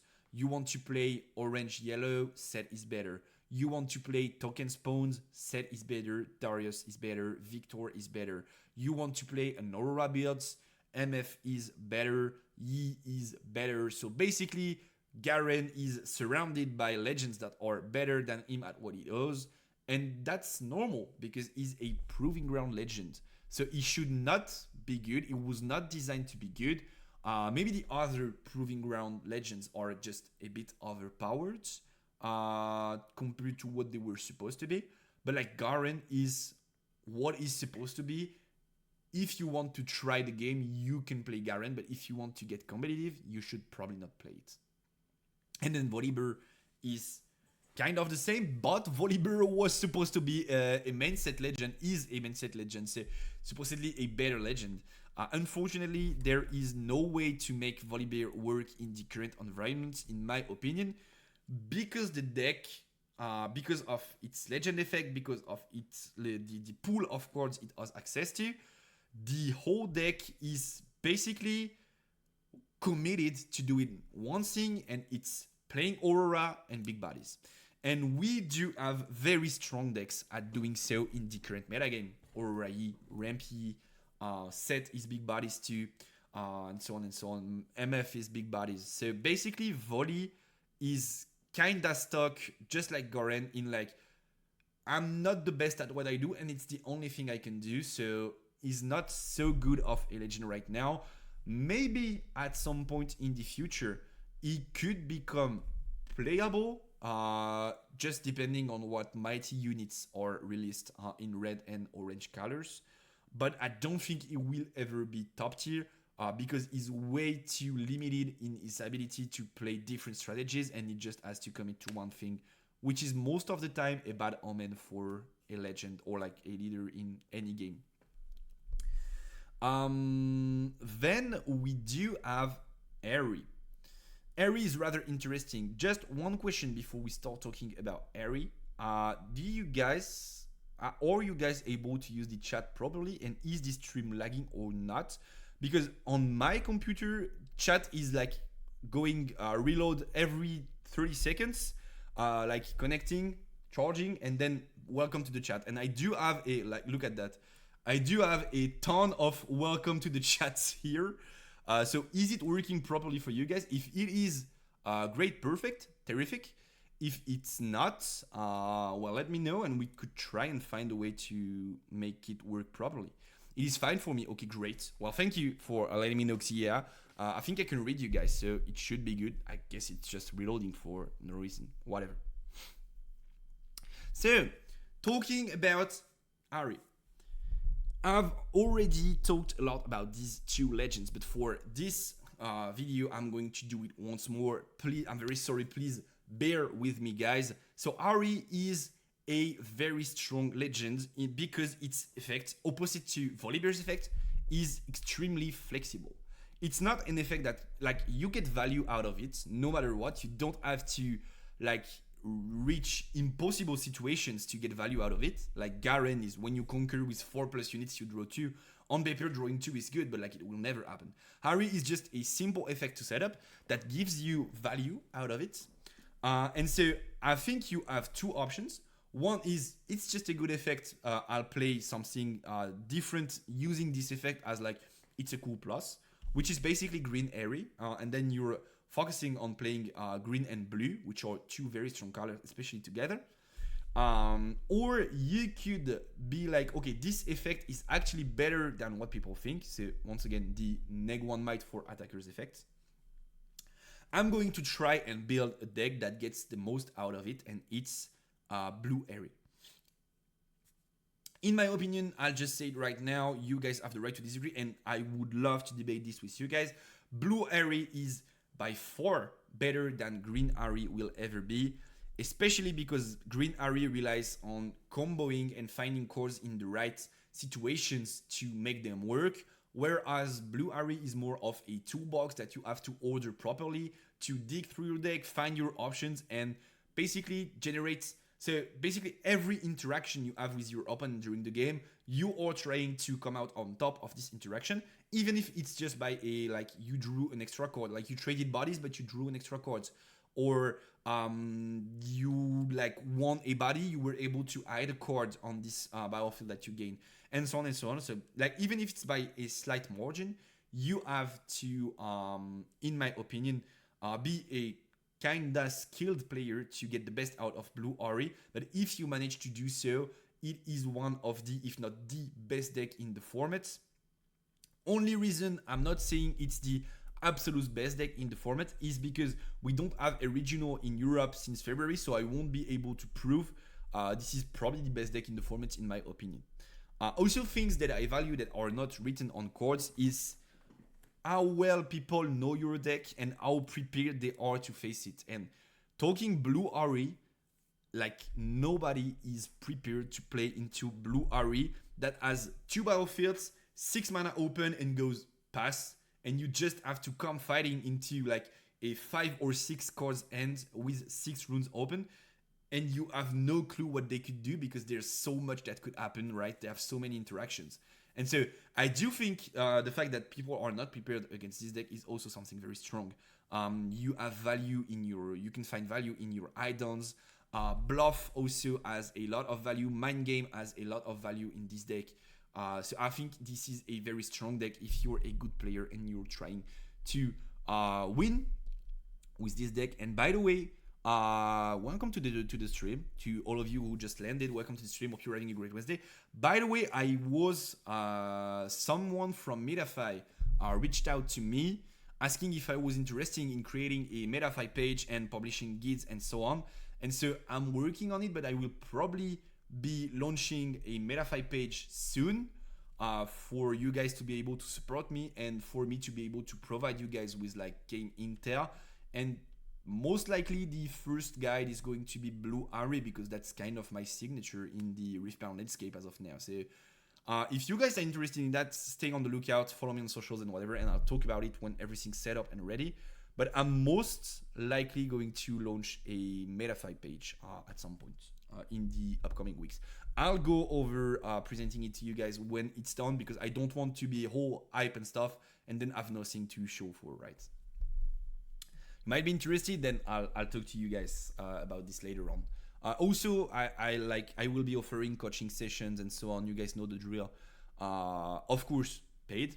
But like, if you want to like play against me, review your votes with me, and so on, all of this will be available. But like, I'll show it to you later on when everything's set up and I know what I want to talk about. So like, sorry for this. I just wanted to advertise a bit. So I do think Blue Harry is one of the very good decks of the formats.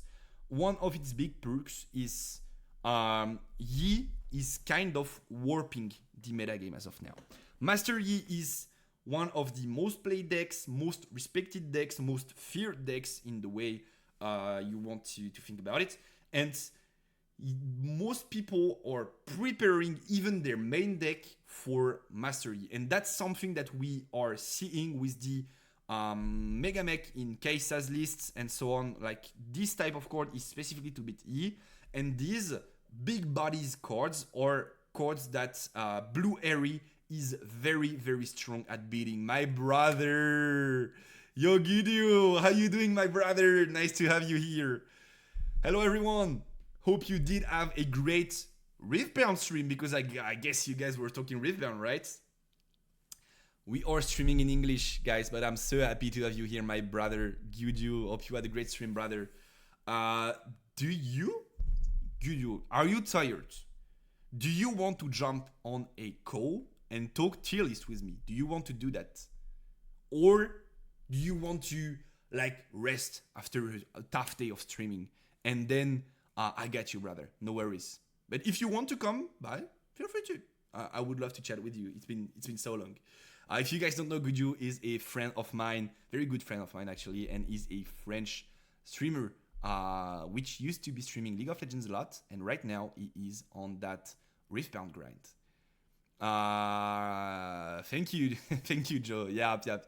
I'm a cheater actually. I did study languages for a while, and I did work with American people, like Canadian, American. So I'm cheating. I've been talking English most of the day for the past 2 years when I was working. I'll rest, but check out my tier list after yours so you can compare with mine. I will. You know what? I will. When I'm done with this tier list, I'll be checking yours. Okay? Virtual handshake, brother. I will check your tier list. So I was talking Blue Harry, and yes, so Blue Harry has a very good way of dealing with big bodies. Actually, several very good ways of dealing with big bodies. Let me just show you an image of the list I am currently running for the deck. Cards like Blast Config, like Smokescreen, like several buffs on Ravenbloom are extremely efficient into these big bodies. And like, unfortunately for them, fortunately for you if you're on Blue Harry, they do not have a way to play around this. Like, if Yi is facing a Blue Harry is at like 5-6 points with like 2 battlefields, and he has to play the opportunity to play Dead Bloom, well, he has to, else game is lost. And then he has to commit into everything you've been setting up during the previous turns, and most of the time you will come out on top, because most of the time what it gets down to is a battle of who has more spells. And if you look at this list, you have so many great spells that you will most likely be winning this kind of battle. Also, something very interesting is you have access to Zone's Warren Game 1, and this allows you to play Mundo in the main deck, which is an insane card at dealing with like control decks like Katchouze, because once you've dropped the Mundo with like 10, 15, 20 cards in the trash, they have no way to get rid of that big boy Mundo. And so Mundo goes where he plays basically, and they can't stop it. And so if you draw it into a bad matchup, you just like discard it because Zone's Warrants, it's fine. But if you see it in specific matchups, it's so strong in game 1, people are not prepared to play into it. Interesting deck list. This is the deck I've been advocating for in the past weeks. It's one of the best decks in the formats, in my opinion. So I'm just going to put Blue Airy in the very good category, and I'm going to put Green Airy a bit below, and I'm going to talk about later my brother Gudu. Is Blue Airy better than Time Warp? Yes, it is for sure. It requires a lot of knowledge about the metagame and other decks. You have to like be able to know your opponent's deck and what interactions they could bring to the table, but it is for sure better than Green Airy. It has kind of a tough Kaisa matchup, but like with the hidden chords and with the Mundos, you make it an even matchup, basically. And you have so much raw power in the deck that you kinda have the opportunity to access your Mundos every game. And that makes such a big difference. Regarding Green Airy, I've said this once, I'll say it again. This is a message from the Ministry of Health and Daycare. This is not because a chord gives you good feelings, adrenaline when you resolve it, that it's a good chord. And that's the exact case for Time Warp, because when people resolve Time Warp, they are feeling like, I resolved this chord, it must be good because it won me the game. But like, in Riftbound, competitively, there are 3 pillars that you should consider as economy, basically. One of them is chord advantage. So how many chords in hand do you have, and how many runes do you have on board to play them? The second one is tempo. How many bodies are you able to bring to the board to conquer fields, and how many bodies are you able to set up in your base to build a push? And the third one is points. If you think about it that way, sometimes some decks have to like go down on runes to play a lot of bodies, so they like diminish their economy, their cards economy, to generate tempo, right?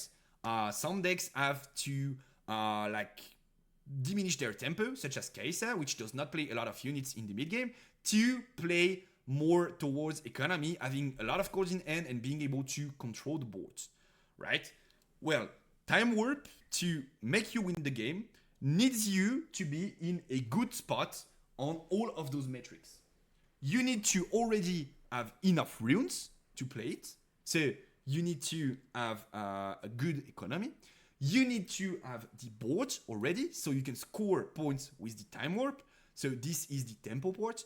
And you have to have points already, so that way you can win the game through the Time Warp. So basically you need to be, if not winning, at least on par with your opponents in these 3 stats. And what happens when you are in the lead on all performance metrics in the game? You are winning, and Time Warp is not winning you the game. You were already winning. All the build-up you need to make Time Warp work is something that people don't consider enough, in my opinion. And so I think it's fun.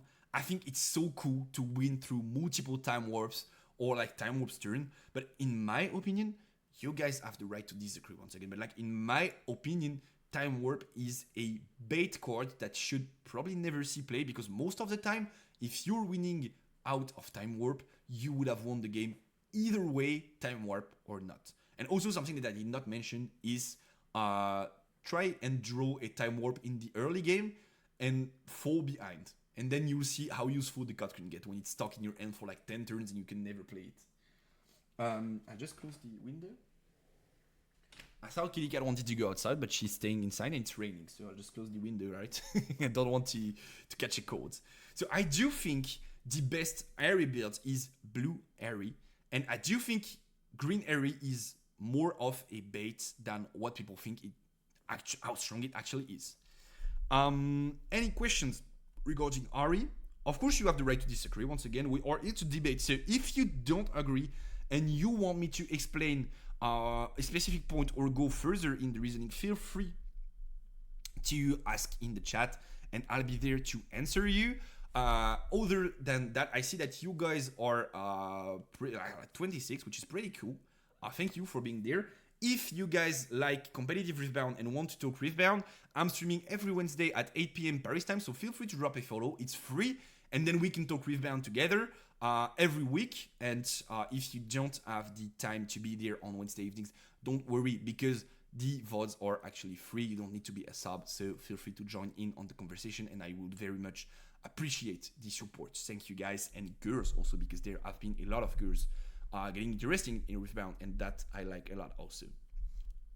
It's so good to like bring variety to diversity to the community and see a lot of people that are like, I like League, but I don't want to get into TCGs. I'm scared. Get into it because they do love Riftbound. That's very, very cool. And I think we have the opportunity of having one of the best communities so far I've seen with TCG, and I would love for it to happen. So, next decks that I want to talk about, let's just take them like right in the way they are ordered right now. Let's talk about Victor. You guys might not see properly, but I've used two Victor images. One of them being yellow Victor, so stratagem tokens stuff, and the other one being blue Victor, which is more relying on hidden cards, Pinecone, Book, Retreat, Stupefy, Smokescreen, very strong cards that you can play during your opponent's turn to generate tokens. And so I think both these builds are different enough so that we get to talk about them. But like both these builds are in the decent category in my opinion. Cat, please. Kitty cat, let me work. You want to go out or not? I can't work. She wants to go out but then does not want to go out. Kitty cat things. So I think both these builds have their pros and cons. Overall, in terms of power output, probably the yellow build is stronger.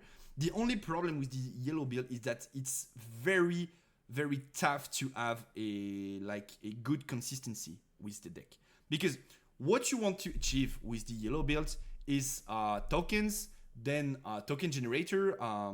So like you have many bodies on board. Then you drop yellow Victor. You trade everything for extra tokens. And then you play stratagem, and you basically, if you manage to do this every game, you probably win the tournament, right? Because there are not many answers to like 3, 4, 5 token attacking with 7 might, right? There's not many answers in the game as of now. But the big problem with this deck is, as high as his ceiling can get, its floor is also very low. Like, you have to play cards like Stratagem, like Fox, like maybe Singularity. Maybe even you have to play the Spectral, which is the card that you often play out of Hook. And like, if you are on all of these cards, you probably are in a spot where you will have games, you will draw them in your opening end or like in your early game draws, and they will be dead for most of the game, and you won't have a shot at valuing them. Please, Kitty. Either you go out or you stay inside. There you go. Want to go out or not? She just wants attention, but like, please, let me work. So, this blue Victor is very, very dependent on opening great cards and making them work together. One of the bigger problems for Victor is also that he has a tough time drawing cards. It's very hard for Victor, especially the yellow build, to draw cards consistently, because like you are cutting books, Consult the Past, to make room in the deck. You kinda don't want to play Hidden Blade on your own bodies because you want to use them to value this stratagem. And like Stupefy, even though it's a 3-off, is not enough to make sure you see the cards you need. So this deck, sometimes very strong, sometimes very weak, and it's basically not depending on the player's skill, not depending on the metagame, not depending on the opponent, but most likely on how you draw. And that's, in my opinion, a big problem for a deck if you're trying to compete. So I would probably even say it's not good in that sense. On the other end, I think Blue Victor is a bit more interesting, but it has the big brother syndrome. We're just going to call it the big brother syndrome. Like you get me. If there's someone that does what you do better, then why would you play this deck? Blue Victor is a cool deck that gives you a lot more consistency than what Yellow Victor does, especially because you can play way more spells, such as Consult the Past, Singularity, such as Pinecone, such as Smokescreen, sorry. And these are cards that I mentioned before in the RE section as very strong in the format. So being able to play all these cards is very good. The only problem of Blue Victor and what would make him a whole lot stronger was if Blue Victor was a 4 might unit, because that way he would not die so easily to Falling Star, which is his bigger problem at the moment. It's like you drop Blue Victor, they go Falling Star, you basically lost your champion and you burnt a power for no reason. So the champion is a bit on the weaker side. That being said, the rest of the deck is pretty interesting, but it kind of wants to do exactly what Blue Ari does. And in my opinion, Blue Ari is way stronger than Victor is. First of all, because the effect of Ari works way better with the approach you're picking than the effect of Victor. Also because you have access to green cards, and so Victor is like yellow cards are body generators and blue cards are might reducers, whereas Ari is like green cards are might buffs and blue cards are might reducers. So like in a way you can see that they work together way better in my opinion. That being said, I do think Blue Victor requires a lot more skill than Yellow Victor does, and I think its ceiling is way lower. I don't think Blue Victor has a better shot at winning a game in any matchup than Yellow Victor going IRO on curve will ever have. The only thing is that I think Blue Victor is more consistent, and you could probably surprise your opponents too, because people don't know much about this deck.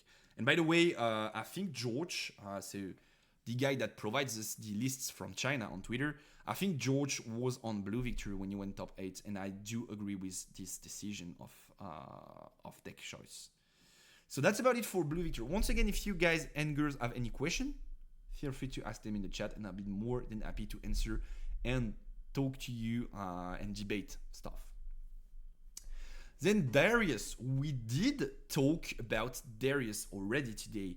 I don't think Darius is a good deck. He does have problems that can't really be fixed through deck buildings.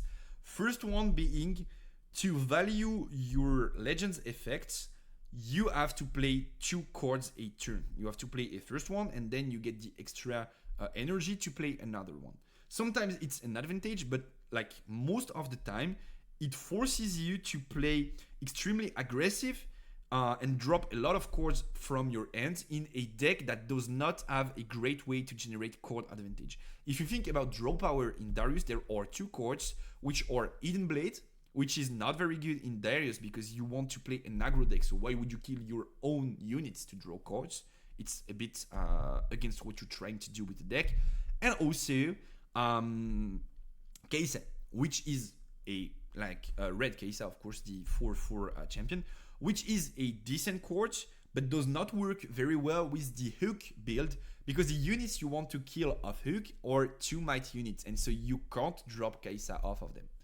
So basically, I think Darius has some problems that can't be fixed through deck buildings. That being said, it still has a strong IRO potential, kind of like what Victor does when it goes curve with it gets curved with hook, and then it kind of fixes like some of your issues, because you don't need to have so many cards in hand because you get them off of hook, so you're making like indirect value, card advantage, whatever you want to call it.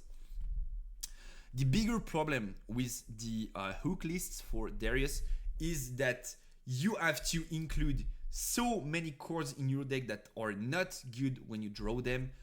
Vayne, Draven, multiple seals, multiple hooks, Matron, Spectral Matron is a terrible card to play from hand. So basically, all of these cards that you have to include in your deck, plus the fact that you have a tough time drawing cards, basically means if you open bad cards in the early game, no matter how strong you are, game is over, because you are and will be stuck with a bad hand for most of the game, and that's not something you want if you are a top player, in my opinion. So I would say Darius Hook is maybe one of the top tier not good decks. Like can eye roll sometime, but most of the time will not be enough to win tournaments. And this Darius build, which is the more linear one with like a bit of spares, token generators, and you fight for the board, is even below that because it is not strong enough to win on its own, and it does not have the eye roll potential that Uke has that will for sure win you some games in a tournament. So I do think Darius should probably be ranked something like that. Also, we do have Katchouze, Lysins, Leonas, Lux, MF, and so on to go over. So maybe we should just start with Katchouze because it's like kind of format defining, right? The way you think you have to think about Katchouze. I don't think Katchouze is the best deck in the format, but I do think that Katchouze is an extremely strong deck. So basically, what I'm going to talk about first is control Katchouze, because what I'm going to call big bodies Katchouze, so Katchouze with the mech and all, is something that we've seen appear rather recently in answer to a very specific deck, which is Mastery, but it's an approach that I kinda don't like because it makes most of your other matchups weaker. And so I'm going to talk about one thing that Katchouze is for sure the best deck in the metagame at, and it's controlling the board and slowing down the game. And so in that aspect, I think Katchouze control lists are some of the very best, one of the very best deck in the format. And if you guys are like watching the competition and like following deck lists, we did have a trend for like 2 weeks, something like that, of Katchouze list going on the like using the more time warp big bodies approach. But right now, players are shifting back to more control lists, re-adding Ikechin Reigns in the main deck, re-adding a bunch of spares. They were cutting down on Void Seekers and stuff, and now they are adding them back to the main deck. And I think it's a strong decision because Katchouze is for sure the best control deck in the format. One of these things that made Katchouze look very strong in the early days of the game, and like still makes her a strong deck, is I think people were thinking Katchouze is like really hard to play, but I kind of disagree, at least at a like decent level and below, because like Katchouze is basically in some games it's basically, do you have enough spells? Like you are asking a question is like, do you have enough spells to clear your opponent's body? If you do, you're kinda always winning this game. And this is like, even at a very good level of competition between very good players, this is something that happens more often than people want to admit. And sometimes you have to play more of a control game. But like, it's not like the hardest deck in the room, in my opinion. That being said, last week we recasted actually the finals of Rift Lab Trials 2. And clearly the better Katchouze player won in the finals. So I'm not saying it's a non-skilled deck, right? I'm just saying you do get free wins with this deck just because of its nature, and it's something that you are pretty happy with when you're a top player. Also, it's very consistent. It has a lot of tools to draw cards, to cycle through your deck, be it the Katchouze Champion, the Void Seeker, the Stupefy. You could also play Draw Power Battlefields. So it's like overall a very good legend. And like, as you guys probably saw in like the top tier so far, we have one aggro deck, one tempo deck, and one control deck. And I think all of these decks are the best at what they do in the current metagame. Yeah, look at the vote. It was interesting to see the Katchouze mirror. It was very interesting. It actually, I think it was Prisma. No? Prisma was playing it like, was very strong at playing this Katchouze mirror, and we could see during the game that he had more experience in the mirror match, and that he was clearly the best player at the table. Not to diminish the other players' worth of like getting to the finals, but yeah, clearly the left players, I think it was Prisma, was on Rampage, and he won this game because he was the best player at the table for sure. On the other end, I'm not going to say the mech list is trash. It's probably like right here, right? Like, it's not terrible. The only thing that I don't like with this list is most likely if you play this list, you play it to beat Yi. So you are on mechs, you are on time warps. Your goal is to be able to go fast in the early game, then stabilize in the mid game to be able to close the game over a time warp or a mech that Yi can't clear. You want to go out, Kitty? Please do then. Oh, she did actually. Glad I opened this time. She's now out. We are on our own for quite some time now. So yeah, my big problem with this list is that you are adding cores in your main deck to target a specific matchup that you have a very low win rate in. I do think if Control Kaisa tags into Rampy or Aurorai in the tournament, she's very unlikely to win game 1. Like, it's probably like 90 to 10 odds of you winning this game, right? And I don't think Control Kaisa has a shot at winning game 1 into one of these Yi variants. Which is when side decks come in, and like probably if you are too afraid of facing Yi, you should just not pick Kaisa, because these mechs time warp lists are mostly I mean Kaisa and Yi is really hard. Every variant of it is favored emo. I do agree, and that's what I was going to talk about. You're right, Justin. I think even if you play the mech time warp variant, you are not in such a favorable spot. Maybe the matchup becomes more like 50-50 or something like 55-45 for Kaisa even. But like, you are including 5 to 6 cards in your main deck to just get an even matchup, which is something that I kind of don't like. So I would say you diminish consistency just to have a shot at winning some games, which like is not good enough to include these cards in the main deck.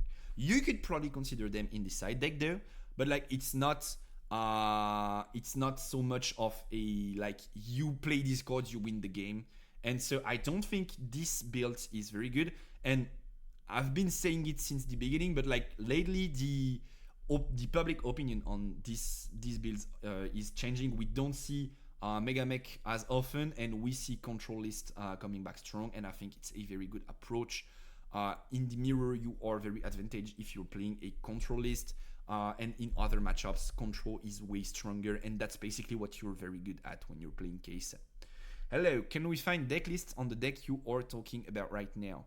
So basically, I don't have a specific deck list for each and every deck that I'm mentioning right now, but if you want to have my opinion on like format deck lists, you can opt into the YouTube channel. I'm posting votes of the stream, edited votes of the stream, and every week we do have a top lists of the week session where we are reviewing lists that top both in China and in the West, and I'm giving my opinion on like this is strong, this is not, you should probably play this, this is a trend but won't stay for long, and so on and so on.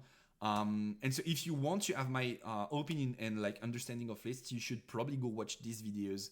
I think just let me show you the last one so you don't wait, what?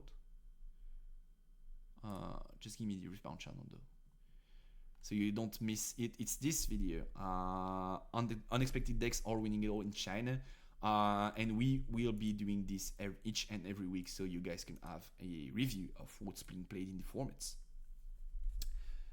Mega Mech is a good answer. Time Warp is more for Aura. Yup, but like you are heavily relying on drawing these cards, and even if you draw them, you don't win the game 100%, which is basically not what I'm looking for when I'm including 5 quote-unquote bad cards in my main deck to try and win a specific matchup. So I would say this list is still decent. You probably still win against all of these weaker decks because Kaisa is just that good, right? But like in a more competitive environment, I don't think this list is what you should look for, and you should probably play Control Kaisa, which in my opinion is a better deck. Just like overall better deck. And you can side cards to beat Yi, of course. I'm not saying you should auto lose to Yi. You have the right to side cards to try and beat it, right? But like in the main deck, I don't think it's like such a great option. Also because of one thing that, let's talk about this right now, and that in the sense that Yi is finding worthy opponents. What happens if you follow the like release the time thingy of like from release of the leaks to right now? What happens is like first deck that we consider really strong, quote unquote tier 0 is Kai'Sa. Because once again, as I've told you already, Kai'Sa has a lot of ways to win free games. You just have to play like a lot of removal spells, you win the game. So people are like, oh, how am I going to beat this? It's very tough to beat this. Also because every single mistake that you're going to make is going to be punished. And when you don't have body, you automatically lose the game. So basically you're kind of stuck in like, you have to play good, but you don't have enough experience to play good, right? Then we find another deck that is in every TCG a strong set 1 deck, and it's like big bodies, right? If you look at One Piece, if you look at even older TCGs like Yu-Gi-Oh and stuff, big bodies at some time are always strong in the game, in the set 1 metagame. And so Yi is exactly this deck. It's like, I play big bodies, I give might, I give extra might, I give might again, I have a bit of toolbox, and let's go, I'm the best deck in the format. And once again, this is very tough to beat because you have to find suitable answers for these big bodies, whereas your opponent just has to go tap 8, play Dead Bloom, if you don't have an answer, you lose. So it's basically decks that require that you adapt to how they play, and you also build to be able to fight them. And so Yi was considered a tier 0 for a long time, especially because of its the way it's dominating the Kai'Sa matchup. But right now, decks like Blue Airy, decks like Any, decks like Set are finding ways to beat Yi on a consistent basis. I do think that a very good Yi player facing Set could probably lose, facing a very good Set player, could very well lose a best of 3, and not based on luck, just because Set is like really good at beating big bodies. I do think Annie could very well outspeed a Yi list, no matter how good the Yi player is. I do think a good Blue Ari player could very well outmight a Yi player. And the big difference with this that you have to understand if you want to compete is sometimes you won't have like very good results in the beginning of your testing on several decks because some of them are harder to play than others. I'm thinking Any, I'm thinking Blue Airy, I'm thinking Set. These decks are very hard to play. If you want to master these decks, you have to be very strong at the game and very knowledgeable about interactions in your opponent's deck. But that's also what makes the difference. The amount of information you need to be able to play these decks properly is the amount of difference there's going to be between you, who's a master at your deck, and a guy that starts with the deck. And this difference is not so big on Yi. Like, if I have 8 runes, and I'm a very good player, and I'm tapping my 8 runes to play Dead Bloom in a battlefield, what's the exact difference between this and a newer player to Yi having 8 runes and tapping all 8 of them to play a Dead Bloom in a battlefield? There's almost no difference. Of course, decision making will change things and make you a better player, but like the difference between a very good Yi player and a like average Yi player is not as big as it is for any Set. And these are factors you should consider when you're picking a deck. It's like, how much range do I have to improve in mastering this deck, and how much difference can there be between me and a standard player on the deck? Because if I think I'm a very good player, then I will have a lot of advantage outplaying my opponents. So sorry, that was a bit long of an explanation. But like right now, some decks are rising to contest Yi's and Kai'Sa's domination, and I would like to add Set to the list. I do think Set has a big problem that I'm going to talk about later, which in my opinion makes Ari a better deck. So Set should probably be like here or here, but I do think Set is better than these decks. But if Blue Ari did not exist, Set would probably be in Ari's spot here, right? Blue Ari does not exist, Set is probably here. But I do think a big difference is that both these decks are heavily relying on you managing your resources properly, and like they are like what we call tempo decks. But Set's big problem is that sometimes there are games when you don't have a shot to outplay your opponent, because either you don't see enough spells and then you are kind of stuck on playing a might based deck that has to stat check your opponent to win the game, or you are paired into a green matchup, which is like most of the format right now. Like you have Eri, Yi, and even Leona is kind of played. So like a lot of these decks are on green courts, and a single DeFi can ruin your game plan, and there's nothing you can do about it. Like let's say I have orange Set on the board, and I have several ways to buff this guy. I will need to like spend the buff the guy, spend like maybe buff him again with like Pit Rookie, spend the buff again, and then I'm on 12, and I'm going there in the battlefield to fight, and they play Rune Prison, and there's nothing I can do about it. I have a tapped unit, like I play orange Set from my end, I spend the buff, get him to 8 might, play Showstopper to try and get him to 9 might and contest a battlefield. They play DeFi, you just lost both a turn and your buff on orange Set, and that's a huge problem. So I think the only problem with Set is that its colors are not strong enough right now, especially yellow, to put you in a spot where you are certain you can win every game. That being said, it's a very strong deck, very skill intensive deck. If you guys want to watch Set gameplay, there are some games up on the YouTube channel, so you can watch them. But like basically, Set is a very good deck right now in the format. There are just situations, especially against green decks, where Set does not have an answer and is forced to crash into these situations and lose because of it. So that's one of Set's big problems.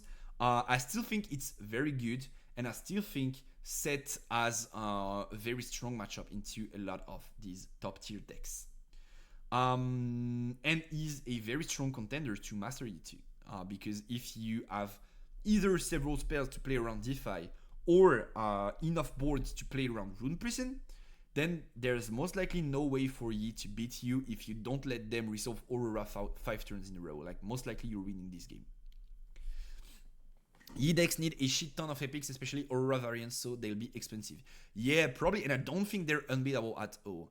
As I was saying just before, I do think any Set and Ari specifically have strong matchups into Yi, which makes them some of the best decks in the format right now. Time to talk about Yi right now. Time to talk about Yi and its variants. So I've decided to limit it to 3 main variants, which I'm going to describe right now. And I think it's like basically represents what most of the Yi variants these days are.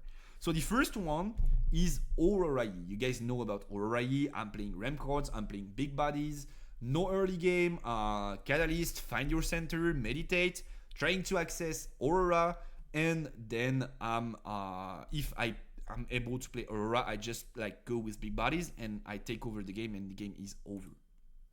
That's basically the game plan for Aurora Yi. Then we do have Ramp Yi, which is a slightly different version from Aurora Yi because it does not play Aurora, and that allows him to include good early game cards in the deck, such as like Green Power for instance, because you are not afraid of eating them off of Aurora, and so you can have a bit more of a better early game than Aurora does, whereas Aurora has to like cut any small unit from the deck because like you don't want to fight into to find a Poro out of your Aurora.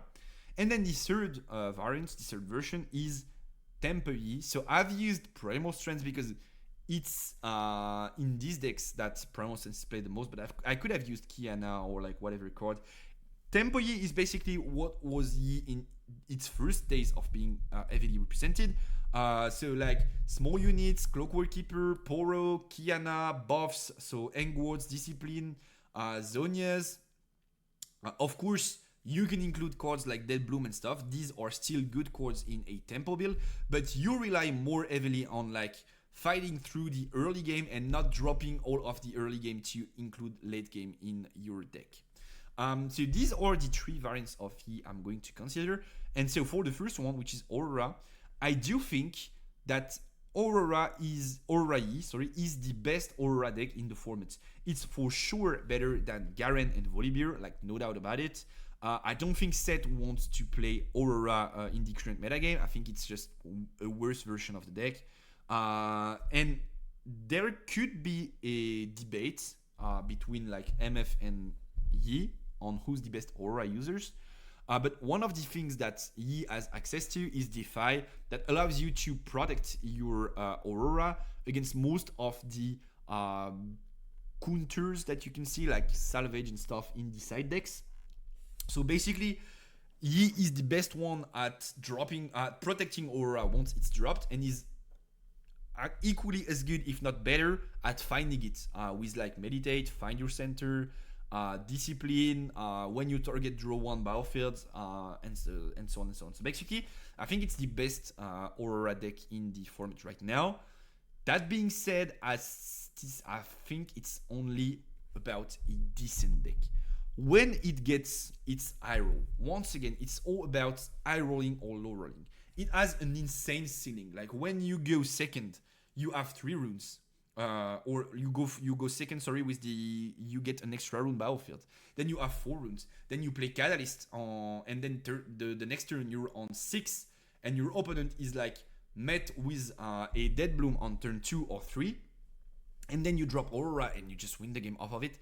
It's kind of strong, but once again, it forces you to include so many bot cards in your deck that you don't want to draw, that you are kind of betting that you will see the cards you want, and you won't see the cards you don't want to see. And that's the exact same reasoning as for Kai'Sa mech thing, is that I do think Aurora Yi is maybe higher ceiling, but way lower of a floor. And so if you want consistency in a legend that does not need to eye roll to win most of the games, you should probably not play Aurora. That being said, it's a completely different story for Ramp Yi and Tempo Yis. These decks are way more interesting. They need to commit way less space to Aurora stuff. They don't play Mountain Drake. They don't play the 12 energy cost Volibear. They basically just play good cards, and they don't need Aura to find it. But turns out their good cards are quite expensive. So why not use cards like Catalyst? Why not use cards like Find Your Center to stabilize the fact that you are able to access them? And that's something that's way more interesting in my opinion than Aurora, is that if I draw Dead Bloom, I know for a fact that I will be able to play it at some point in the game. If I draw Mountain Drake or if I draw Volibear, I'm not so sure I will be able to play them in the game. And so yeah, I think these lists are way more balanced. They are different builds, but they kind of have the same objective. You want to establish in battlefields, and then once you're there, it's very tough for your opponent to like get you out of there. So I still do think Yi is one of the, if not the best deck in the game. You guys decide between both those variants. I do think Tempo Yi is something that people are looking down on right now.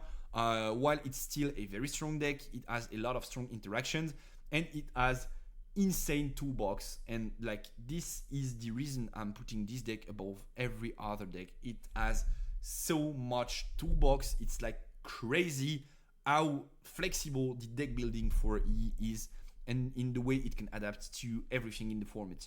If Time Warp is your counter, it's very represented in the format. You have access to Windwall, which is the perfect counter for these cards. If big bodies like Set or Annie and Vi Ride the Wind are becoming a meta trend and they challenge you, you have access to Rune Prison. If you are afraid of facing too many control spells, you have access to Unyielding Spirit, which prevents you from taking any spell damage or ability damage for the turn. So basically, Yi has a toolbox of quote-unquote absolute cards that will win him the game no matter what happens, if it's them in certain matchups. So I think in that sense, he has the best toolbox in the game, and he is probably the best deck in the game. Now, he still has several flaws. One of them is consistency, because even though people have added like cards like Find Your Center in the deck, it's still very hard for you to draw a lot of cards, and sometimes you are stuck with your starting end, and if it's not good enough, you are probably losing that game. So that's one of the big problems. And the other problem is it's the target in the current meta game. Everyone knows Yi is one of, if not the strongest deck in the format. Everyone is prepared to play into Yi, and everyone has its own bunch of tech cards to beat you. So you will probably need to be very knowledgeable about what each and every deck could do to beat you, because let's say you are not prepared to play into any, and then you are trying to like go in a battlefield with Dead Bloom, and Annie uses Fight or Flight, and you use your single Defy.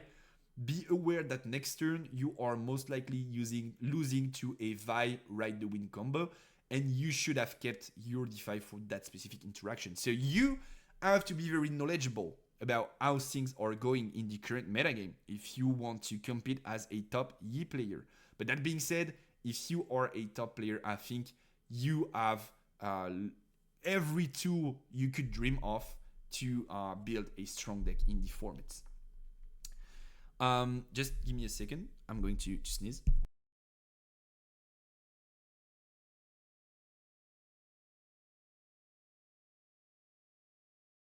Everything fine. I did not. We are still alive. On the other hand, a deck that has the same color combination but is not as good is Lee Sin, and Lee Sin is most likely not good. There are interesting things, at least one interesting approach that you can take with Lee Sin that you can't take with Yi, which is an accelerate based approach. You have a lot of cards in Lee Sin that are very strong when buffed and can accelerate. One of them, which is like not that known but is a very strong card in my opinion and might see play at some point, my bad's wrong, whatever, is this card. Let me find it for you guys. The White Claw Shaman, which in like if you have a consistent way to access buffs, this card is insane strong. Like you play it, it has accelerate for free and it gets a buff. So you are playing a 4/4 unit without a power cost that has accelerate. So that's a very strong mid game card. But you have to have access to reliable buff, and that's what Lee Sin does. So like this is rather interesting. And then you can play cards like the Orange Lee Sin, which is also very strong.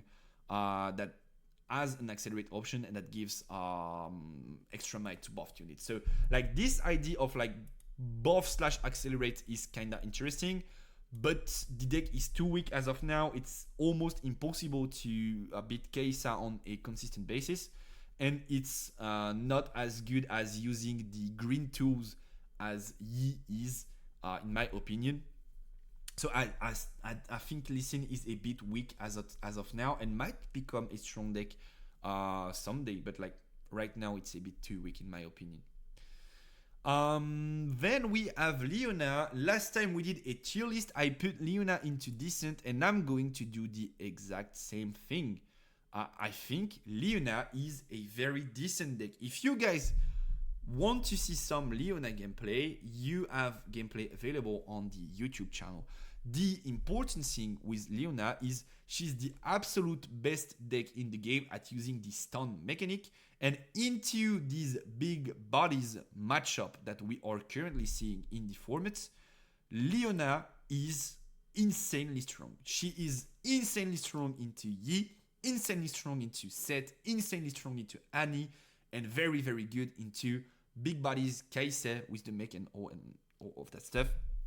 Because basically, you are not so good at fighting against a lot of small pushes, like tokens, buffed stuff, but this is not in the format. Nobody plays it right now. Victor is not popular right now.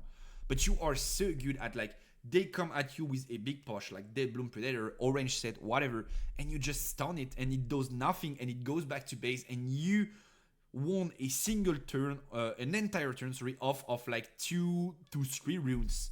So it's very strong. Also, one of the crazy strong tools that Leona has access to is Venus Blade, which is like such a crazy quartz. There's something interesting going on in Rift Realm right now. It's that, let me just find Leona. It's that if you were paying more than a power to play a spell, then you are playing around DeFi, and that completely changes the power level of cards. If this card was able to get DeFi, the deck would probably like maybe struggling in the matchup. But the fact that you have to burn 2 powers to play this card makes it insanely strong into the E matchup, because there is basically nothing he can do to beat down your units. It gives you a reliable way to stun, whereas cards like Root Prison or Facebreaker can get defied, and like it's so strong at winning interactions in the matchup. So like yeah, Leona has some things going her way. I think it's a decent deck. Her only problem, but like the elephant in the room, like right, like it's a problem that's so big that it can't be ignored, is her Kai'Sa matchup. I think Leona into control Kai'Sa is legit unplayable. It's like 100% to 0 for Kai'Sa. If Kai'Sa was not in the format, Leona would probably one of the top decks right now. But since control Kai'Sa is in the format and is a dominant deck in the current metagame, well, Leona is not so much of a great deck right now. And that's the big problem. So yeah, Leona is still very good, and if you guys don't believe me, you should still give it a try.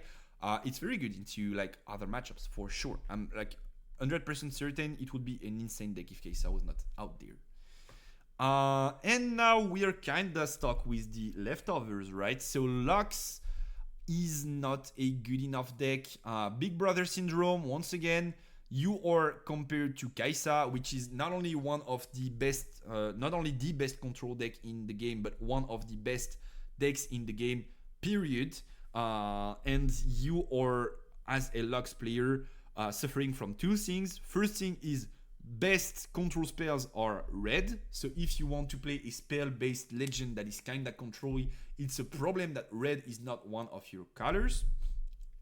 And also, it's too slow. It's way too slow to play Lux, because you can't be that aggressive in the early game. You don't have the luxury to include both aggressive tools and control later game tools, and so you are being met by these very top end oriented decks like Aurora E, Rampy, Set, and so on and so on.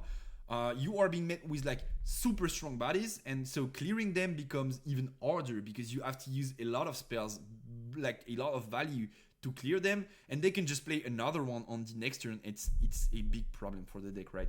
So I do think Lux could have some potential at some point in the future, but she would need to have a lot more proactive spells, which is not the case as of now. MF kinda falling out of grace though. MF, I think I put indecent last time. I think I'm going to downgrade to not good. MF is... so basically MF is Aurora MF, right? I don't think there's another way to play MF that is like playable. I think other ways to play MF are like trash tier. I think it's maybe Garen is worse, but like out of the 12 legends in the set 1 Origins, MF probably has the worst legend effect so far, especially because of her color combinations, because most of her like good sick units can already have ganking. I'm talking like maybe MF champion, I'm talking Kane in purple, which could be something interesting you would want to look at, but it already has ganking. So like not so sure MF is like insanely strong in terms of legend. And then in terms of gameplay, it's just like you have to pray to get your Aurora on curve and then to not have it cleared by a spell or something like that in the following turn, and then maybe you have a shot at winning the game. But if you fail at fighting your Aurora, you have one of the weakest decks in the room that is not able to be strong in the early game, that is not insanely strong in the later game, and you have to play gimmicky cards like the backpacks combo. So for you guys who don't know, there's a backpack gear that says whenever I leave the field, you can channel a rune and draw 1. And then there's a backpack, another backpack that says you can tap me and bounce a gear unit, or I don't remember the surfing to end. And so you go backpack, then you use the other one to bounce it. You ramp 1, draw 1, next turn backpack, bounce it, ramp 1, draw 1. Like basically it's the way it works. But like it's rather gimmicky. If you have one of both but not both together, it's not good. And if you have too many of them, it's not good at all anyways. So like, yeah, kinda gimmicky as a deck, and I don't think we will see MF be a dominant legend in the upcoming formats. Then we do have Teemo in the list. So someone was talking about Teemo before in the chat. Don't exactly remember who was talking about that, but like, I don't think Teemo is so strong right now. I think the blue builds pre-FAQ, so like for those who don't know, they did release an FAQ about updating rulings and how cards should work, and like a lot of things changed in the players' understanding about how to play blue Teemo, because a lot of rulings were changed by that FAQ, that specific FAQ. And so like blue Teemo right now is kinda unplayable, whereas it would probably have been one of the best decks in the format before. So that's a big problem. And also blue Teemo is purple Teemo is kinda gimmicky, which like you have several ways to play the deck. Either you commit on Edens, but then you don't have enough good Edens at the moment to make this worthy, or you commit to big bodies like Mundo, Discord with the merchant, traveling merchant, and that stuff. But like then you are kind of a copycat of like Rampy, but worse. You are relying on big bodies to win the game, but like you don't do it as efficiently. So like Teemo, in my opinion, is not good. That being said, I think it's one of the legends I have the most hopes for, because I do think it's very strong to be able to hide cards using energy instead of power. And I do think the further we'll be going into the game's lifespan, the stronger Teemo is going to get, because of the amount of Eden cards that will be released. And whenever an Eden card is going to be released for Teemo, then probably this legend is like a bunch of good Eden cards, and probably this legend is going to be like in the top decks of the format. But like, we are still in need of more good Eden cards. And the last but not least is Yasuo. And so I did rank Yasuo in this not good category last time we did a tier list video, but more like a prediction video, right? But like, whatever. But I do think Yasuo, and I talked about it last time too, is not that bad. Yasuo suffers from the same problem as Kai'Sa does, which is as Leona does, sorry, which is I'm not good into Kai'Sa, and it's a very tough matchup for me. There's like not a shot you consistently win into Kai'Sa as a Yasuo player. But that being said, he has several very good tools that he is able to use in the current format. Kayn is one of them. He's one of the only decks that can play Kayn, and it's a very strong card. He has access, just like Annie does, to cards like Ride the Wind.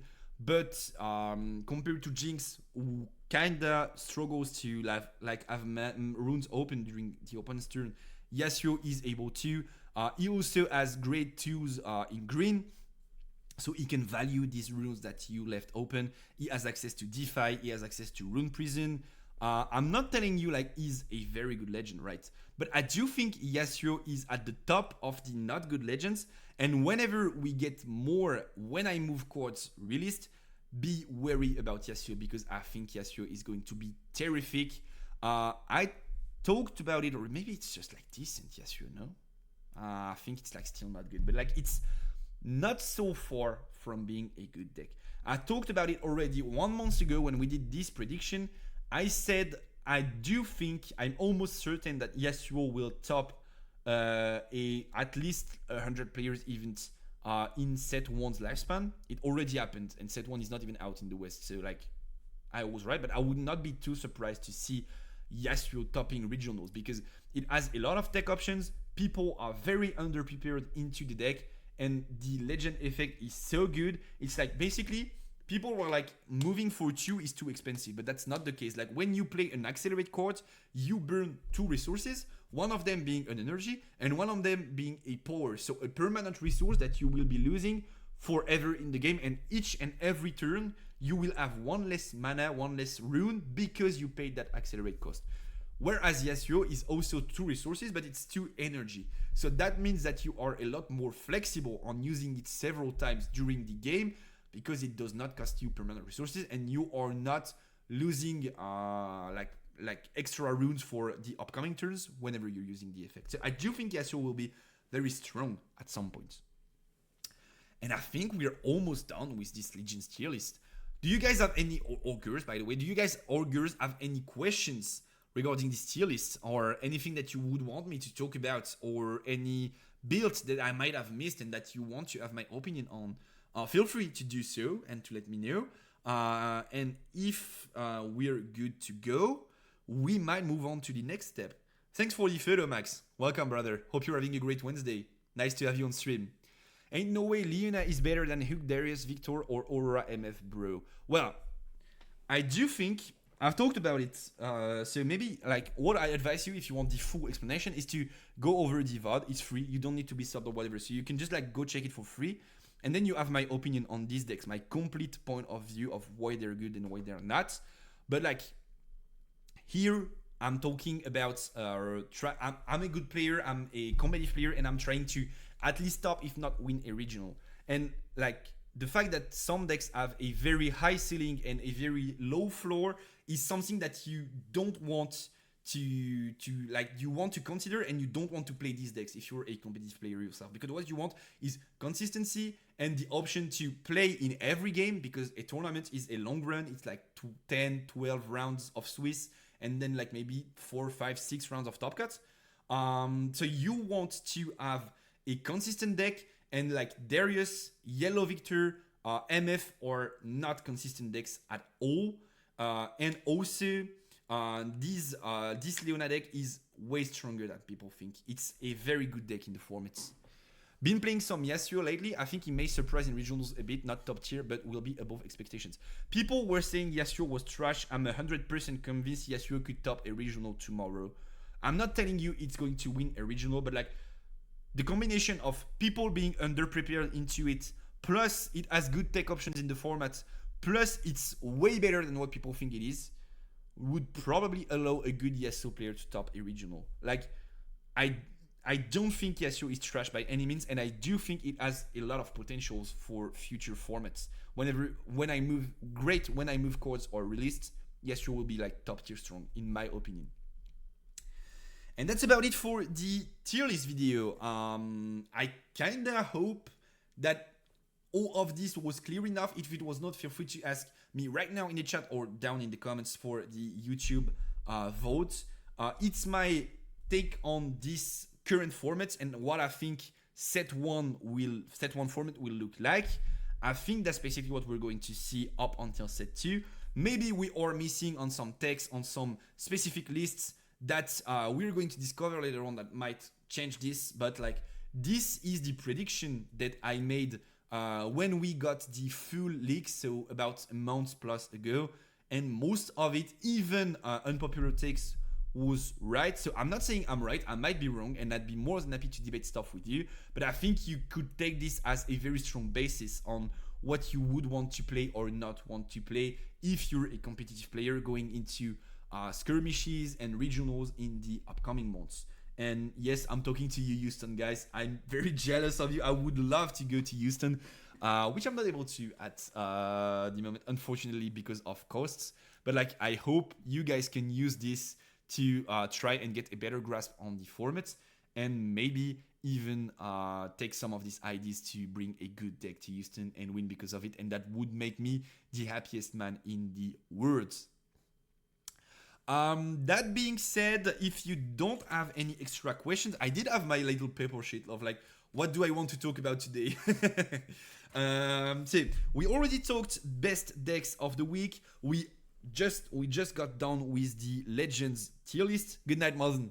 Have a great night of sleep, my brother. See you soon, and see you on the VOD, I guess, because you're watching VODs every week. I know about this already, so thank you for being there, my brother. Much love, much support. Thank you for the support.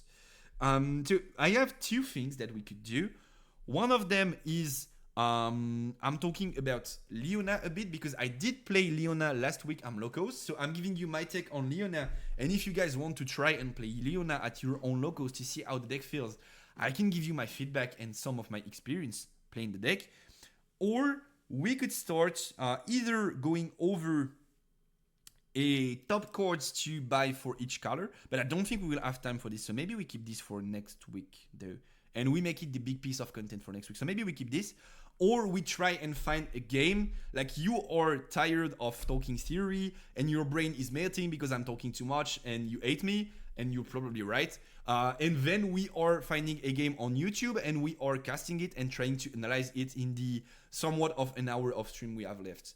Let me know what you are looking forward to. Like basically, let's just run a poll now. New poll. What do you want to talk about? Leona feedback plus deck lists or recasting a game? Up, here you go, guys. You have 2 minutes to vote for this. And for those who just landed late, because I saw there were a lot of you, so you guys can vote in the chat right now. I saw there were a lot of you during the tier list content, and like some of you are still landing, and you might see the tier list and you might be like, holy shit, I missed everything. I would have loved to see this tier list. By the way, I'll make myself a little bit smaller. You guys can either wait for YouTube to, I'll drop an edited video like next week, maybe like on Monday, Tuesday, something like that. Or you can also go watch the Twitch vote, which is free. Or you can also go subscribe to my VOD YouTube channel, which is Katchouze Vote, basically on YouTube. And once again, I'm posting vote of the stream just the day after I live streamed it. And it's once again entirely free. So you guys can like get the full content. So do whatever you like.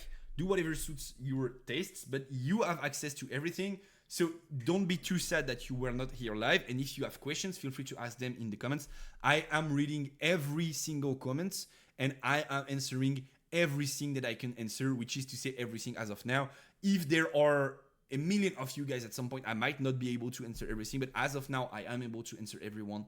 So even if you realize that you missed something and that you want to discuss about it, feel free to like reach out to me in the comments and I will be more than happy to discuss. Thank you for the follow, Dragonfield, by the way. Thank you, brother. Thank you all of you for the follows. Thank you for the support. Appreciate that. If you do like Riftbound competitive content and if you want to get into Riftbound competitively, feel free to drop a follow because I'll see you guys every Wednesday at 8 p.m. Paris time and we will be doing this for a long time. Thank you, brother. Welcome to the chat. How many Annies does the Annie deck use? Only one. You are using the purple Annie. So there are 2 Annie builds. One of them is barely playable. It's like mono red Annie. So it's like 12 red runes. 12 red runes, you play control and like you are a worse Kaisa. So this build you should never play, but you play red Annie. And the other build is purple Annie, which I think is the best build. And so you just use Annie as a way to recover one of your spells from the trash. So discards. So like let's say you have to push for a board or you want to go for a Vi Ride the Wind combo next turn, you can just drop this Annie and like grab back a Cleave, grab back a Ride the Wind, grab back a Fight or Flight, whatever, and just like then you have the ability to restand runes with your champion at the end of your turn, right? So you can just like play the card that you just got back and it's like pretty strong, fairly strong in my opinion. But yeah, you just use this one as the champion and then you don't play other Annies in the deck. Because like Annie, like the red Annie is not good. It's like your spells and abilities deal 1 bonus damage. So it's like okay-ish, but it's very slow. It gets cleared by a lot of cards in the current game. You don't want to play this card, especially with the like purple build of Ride the Wind, Fight or Flight, Flash. So like just let me show you the cards actually. I should just have gone purple one like Edamas. So like yeah, these cards, Ride the Wind, Fight or Flight, which is here, Flash, which are cards that allow your bodies to move around the board for free but don't allow you to deal damage. And then like playing red Annie would not make sense in a deck that does not deal that many spell damages, right? So what were the results of the poll?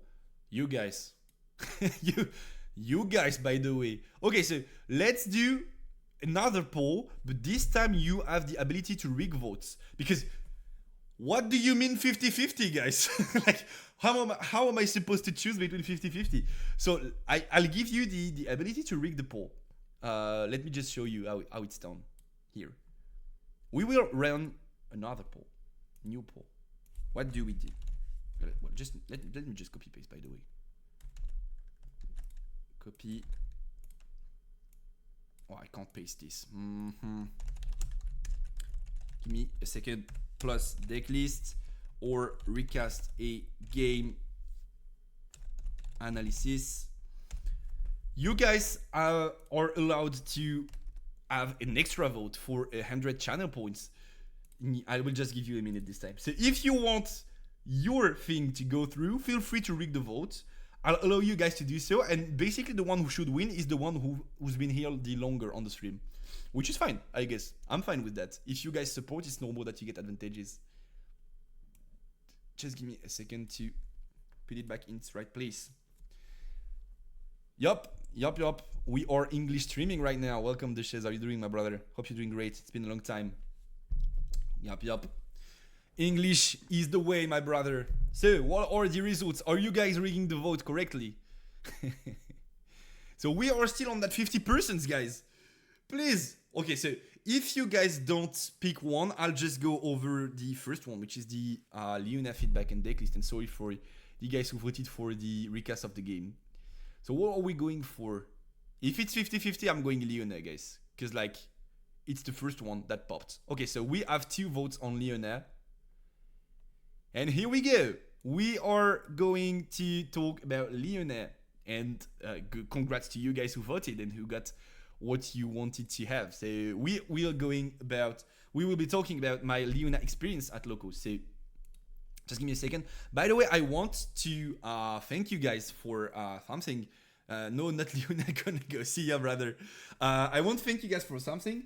I've been uploading gameplay videos on the YouTube channel. So if you guys are not subscribers yet, you should probably go and subscribe if you like competitive Riftbound. I've been uploading a lot of what do you mean?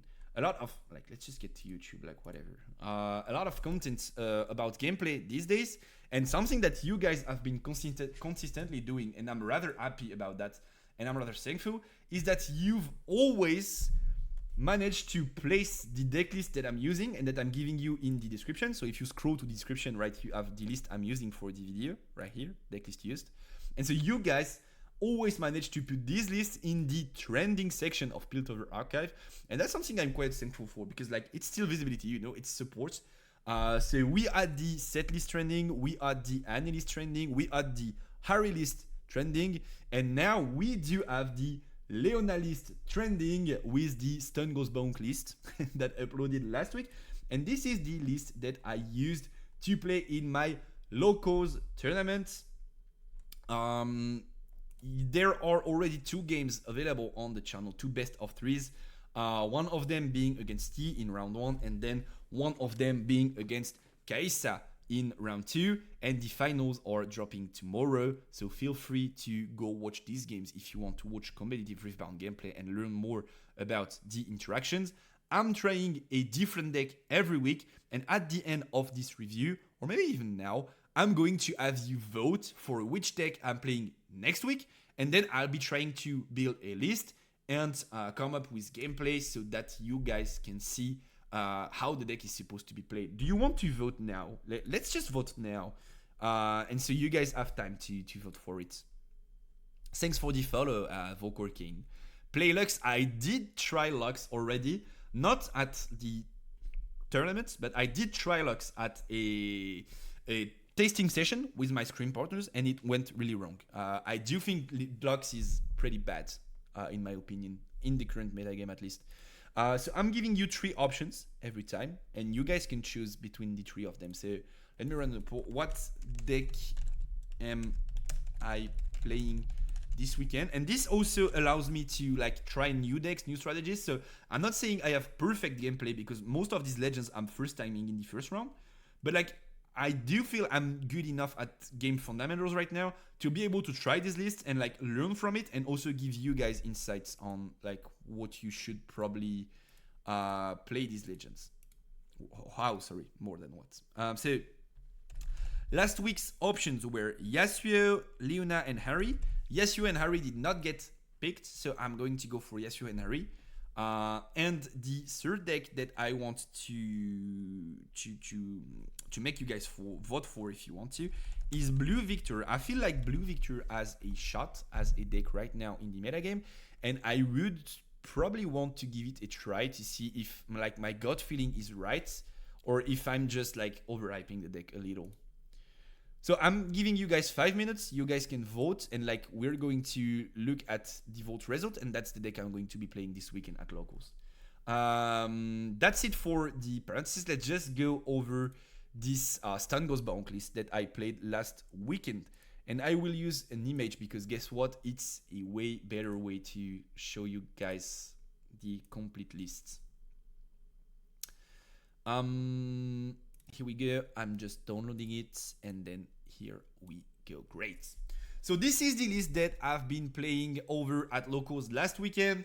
Might be a bit of a spoiler, but I ended up going 2-1.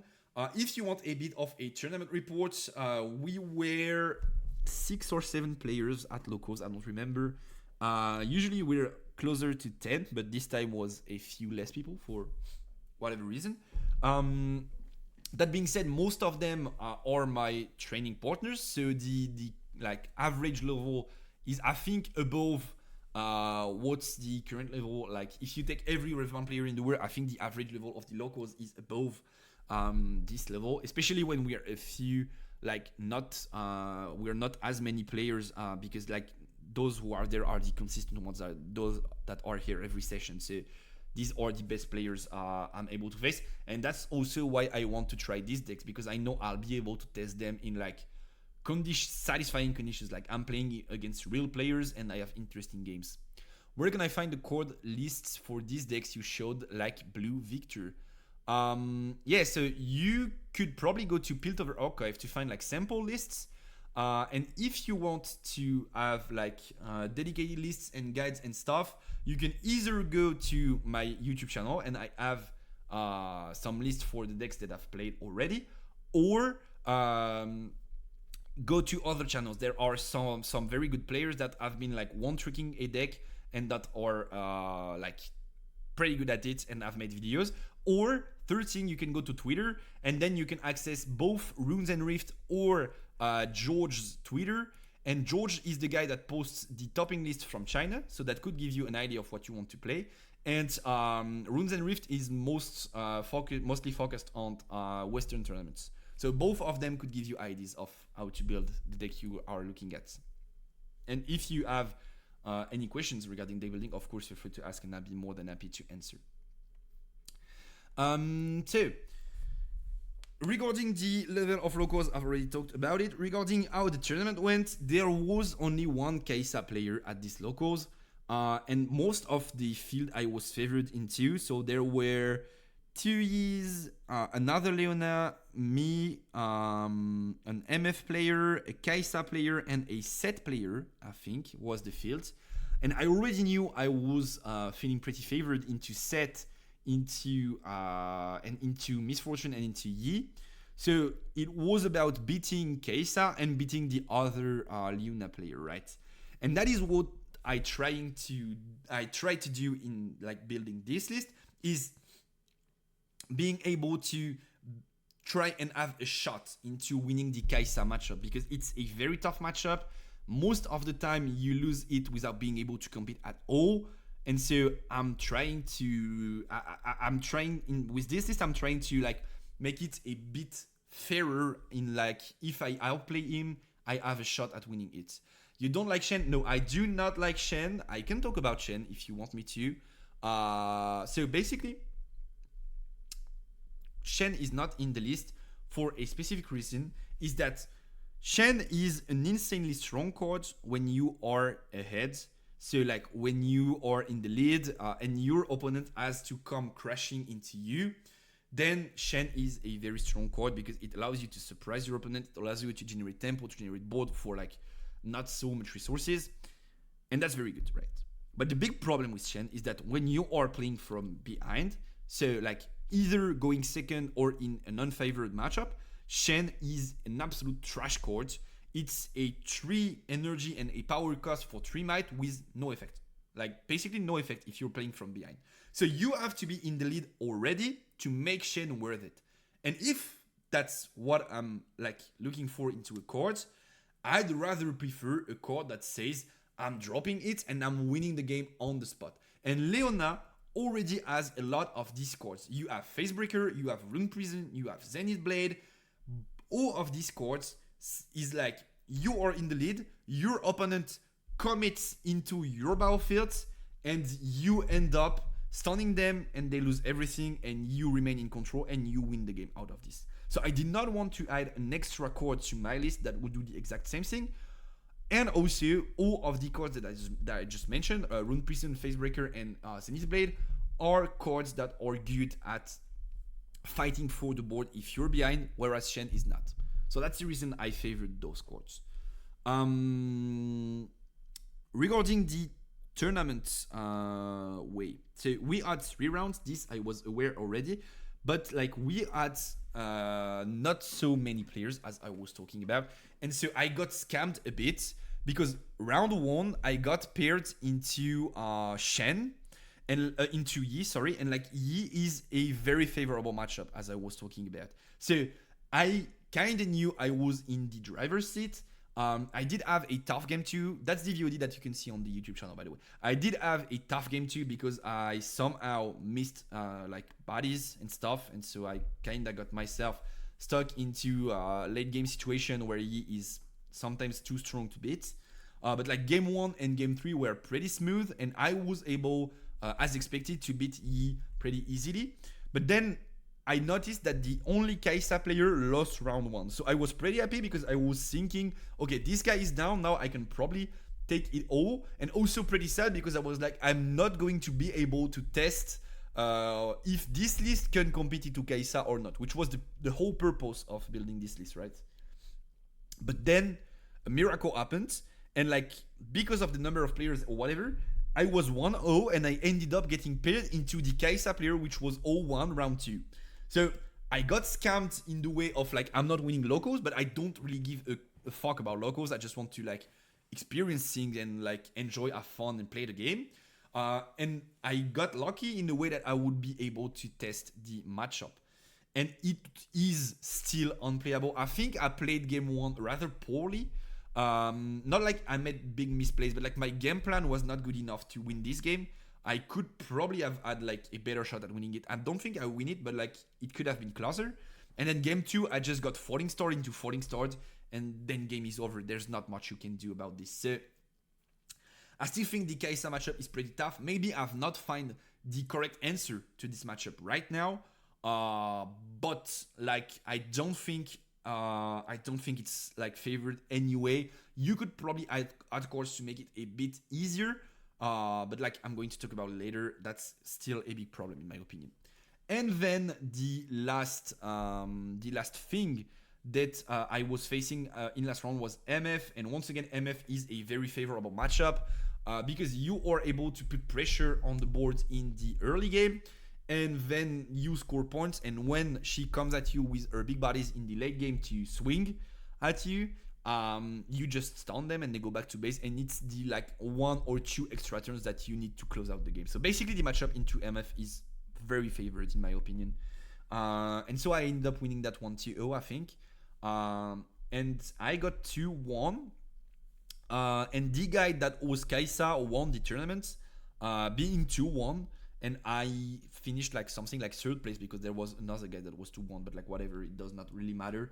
So I lost to Kai'Sa basically, which was expected, right? I said I think Leona is very strong into every deck but Kai'Sa. I face Kai'Sa and I lose. Well, I think theory was pretty good. Now, regarding the particular list, there are a lot of things I want to talk about. The first one being battlefields, because all of these battlefields, you guys might be thinking I'm always going for the same lineup, and you probably aren't totally wrong, right? These battlefields, I tried to play because I think Leona has one big problem, apart from Kai'Sa, but like deck building wise, Leona has one big problem. It lacks draw power, and it kind of forces you to play cards that you don't want to play, like Eden Blade. You already have a lot of great spells at dealing with opponents' bodies, And so Eden Blade is kind of not what you want to include in your deck, in my opinion. And so I tried to compensate for the lack of draw power in the main deck by using draw power battlefields, and this I was pretty happy about. So like game 1 is Zone Warrens, and then whenever I'm going first game 2 it's this, or first game 3 it's this, and then going second it's this. Basically that was my spread for battlefields, and I was pretty happy about it. I think that's what I'm using the most right now when I'm playing green as a battlefield lineup, and I'm pretty happy with the way it works. By the way, I already talked about it earlier, but I will be starting a MetaFi soon. I've like some MetaFi guy reached out to me and said, "Hey, would you be interested in making content on MetaFi?" And I was like, "Yeah, why not? For sure." Trying to make a living out of the stuff, right? And so I was thinking about dropping an how to pick your battlefields article or guide, rather, on MetaFi. Would you guys be interested in like a theory-packed guide on why you should play these battlefields and why you should not play these, and when to pick those and those? I think that's something that could be interesting. But like, would you guys be interested in like having this kind of content? Monastery of Irana is a cool one. No, I kind of wanted to try it at the beginning, but like I feel like these battlefields are mandatory when you are playing green, because you are so good at holding because of all your buff and stuff, and you are so good at targeting units that you have to play these two. Now, Monastery adds some advantages and some problems. Big advantage is that you get extra cards, whereas with Zone Warrens, you discard one, draw one, so you don't generate value, you just cycle through your hands. Monastery draws extra cards, actually. But big disadvantage is that you still are stuck with cards you sometimes don't want to draw, but you want to play in the main deck, like this card that I'm going to talk about earlier, that I don't want to have in some matchups and I want to have in some other matchups in my hand.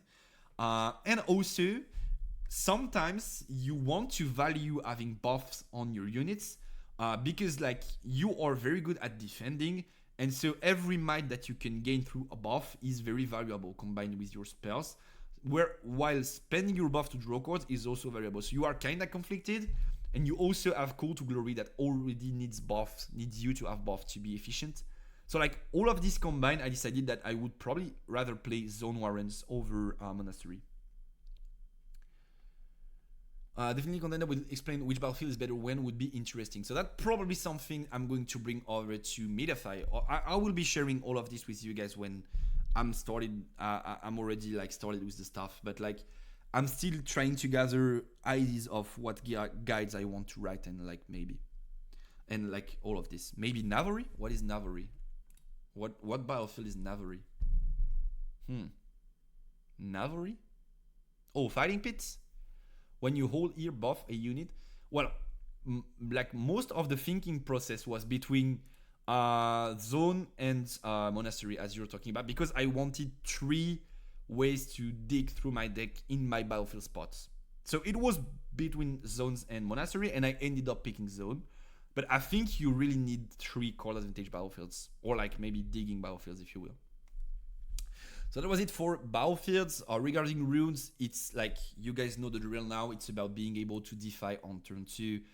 You have way better odds to be able to defy on turn 2 when you're on 7 green runes than when you are on 6. Basically 1.5 games out of 10 advantage versus a 6 green runes list. So that's the usual stuff, right? And then I was playing yellow Leona in the champion spot and 2 green Leonas in the main deck. I know most people are on green Leona in the champion spot and they rely on drawing the yellow Leona, but I figured that games where you don't access the yellow Leona are like almost auto lows, whereas like this card is so strong because on its own, it's like when I attack, I stun. So like most of the time you're going to win this fight because you stun the opponent's unit, and then when you stun you get a buff. And when you're defending, after you won the fight, you get shield. So this card is a 6 might for 4 energy card, which is insane. And so I kind of wanted to have it in my champion spot to be able to access it anytime during the game. And then this green Leona is a very good grind card, but that is not something that you want to open too often. And since I added ways to dig through the deck, I was fine with the idea of playing 2 of them so that I'm able to find them in the later game. Or if I open them in the early game, I don't open too many of them, and so I'm able to just discard them, get rid of them, and it's fine. So that was the whole thinking process around selecting those champions. Then I'm not going to talk too much about like green staples. Like this is something you have to play. Like it's just so strong and works so well with what the deck wants to do. So I obviously played the maximum copies of these cards. Something that you guys might not be used to seeing me do is playing a lot of turn 1s. Well, Leona does something very well, and it's defending battlefields, because if you have a 1 might unit at a battlefield and your opponent comes in with a 1 billion might unit to attack you and you stun them, they lose the fight because they're stunned.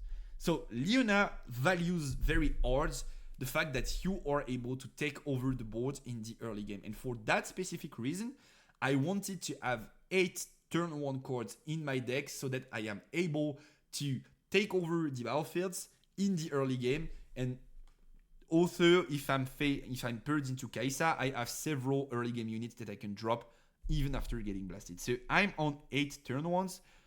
If you guys are wondering why 8 and not 9, basically you have to think about mathematics, and like you have 2 curves. One of them is how many chances do I have to draw one of these. So let's say it's this one, and then or maybe like rather this one, this curve, and then you have another curve which is how many chances do I have to draw multiple of these, which you kind of don't want to, right? You don't want to draw like 3 turn 1s in the game, and which is this one, let's say.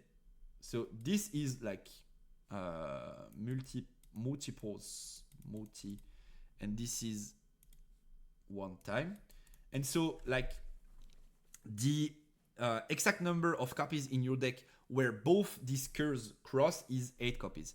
If you go to a 9th copy, you are increasing your chances of opening multiple copies more than you are increasing your chances of opening one of this specific card type. And if you go below, each card you add still increases the amount of opening one more than it increases the amount of opening multiple. So basically, if you want to find one of a specific type of cards in the early game, you should go for 8 of these type of cards, and in this case it's turn 1. I considered playing Clockwork over Daring Poro, but I wanted a card that was not so terrible in the later game, and I considered that I had enough runes to burn in the deck so that I would not be able to burn a rune for free while drawing Clockwork in the later game. So I think this unit is like rather a bit better, but like not by a large margin. These are the goats though. This is very good at defending. Whenever you buff it, it gets to 4 might defending. It's very strong. And this, well, basically it's either cases of what I said. Either you have a 1 might unit and you can challenge you can like defend yourself against a 1 billion might unit, or you just let it die and you're fine because you get an extra rune out of it. So like basically it's a pain for your opponent because they have to commit resources to fight this scout, and if they don't, you will score points. So the might stat does not really matter on this card. It's like either you value or you value. So like whatever. Then regarding the rest of the list, quote unquote, I wanted to have 8 stuns in the list, at least 8 stun spells. In my opinion, the strongest of them is Vinid Blades. It's crazy good card. I cannot understand why Leona players are not playing Vinid Blade.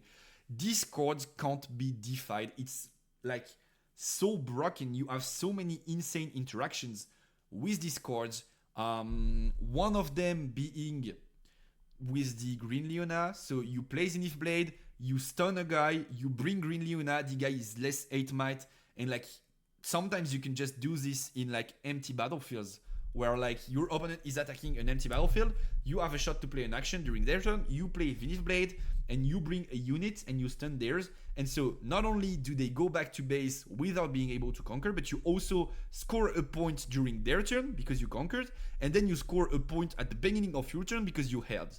And that's such a strong interaction in the early to mid game, and also that's a stun in the late game, so you are able to fight into bigger units. And I decided to play 3 Face Breakers over Rune Prison. The first reason for this decision was that I wanted to like be wary about not having too many power burns needed to run the deck. So this does not burn, this does burn. The second reason was that I am playing a lot of spells, so sometimes having a lot of runes open at the end of my turn is valuable. And like if I'm on Rune Prison, I will need to use runes to play Rune Prison.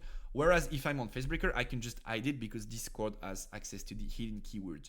And so I think this card like stacks better with these guys than this card does, which is why I was playing 3 Facebreakers and 2 Rune Prisons.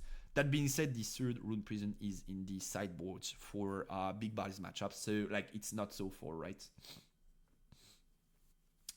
Then Call to Glory is just rather logical to me. You are able to generate buff on a consistent basis, so basically this card is free and it works very well with Engwar, Discipline and stuff, so like you have multiple pumps. So I just like this card. I just think it's a great card and you should play it when you have the ability to make advantage out of it. So I did play it. And the 2 last cards I think are this guy and this guy. So I'll start with the Shield Bearer. Oh no, there is the Herald. So maybe I should talk about the Herald before, right? Like it's important in the thinking process. This is of course not a card that I want to draw in the early game. For you guys who don't know what Herald does, it's a 7 energy. Sorry, let me just use it. I can't zoom in though. Oh, I can.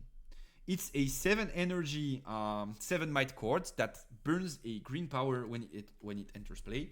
And its effect is when you stun an enemy unit, ready me and give me +1 this turn. And so, if you guys have been watching my videos for some time, something that I was always a big advocate of is if you have the opportunity to do so, you should play 5 mites and 7 mites units in your deck because these are very good at beating Kaisa.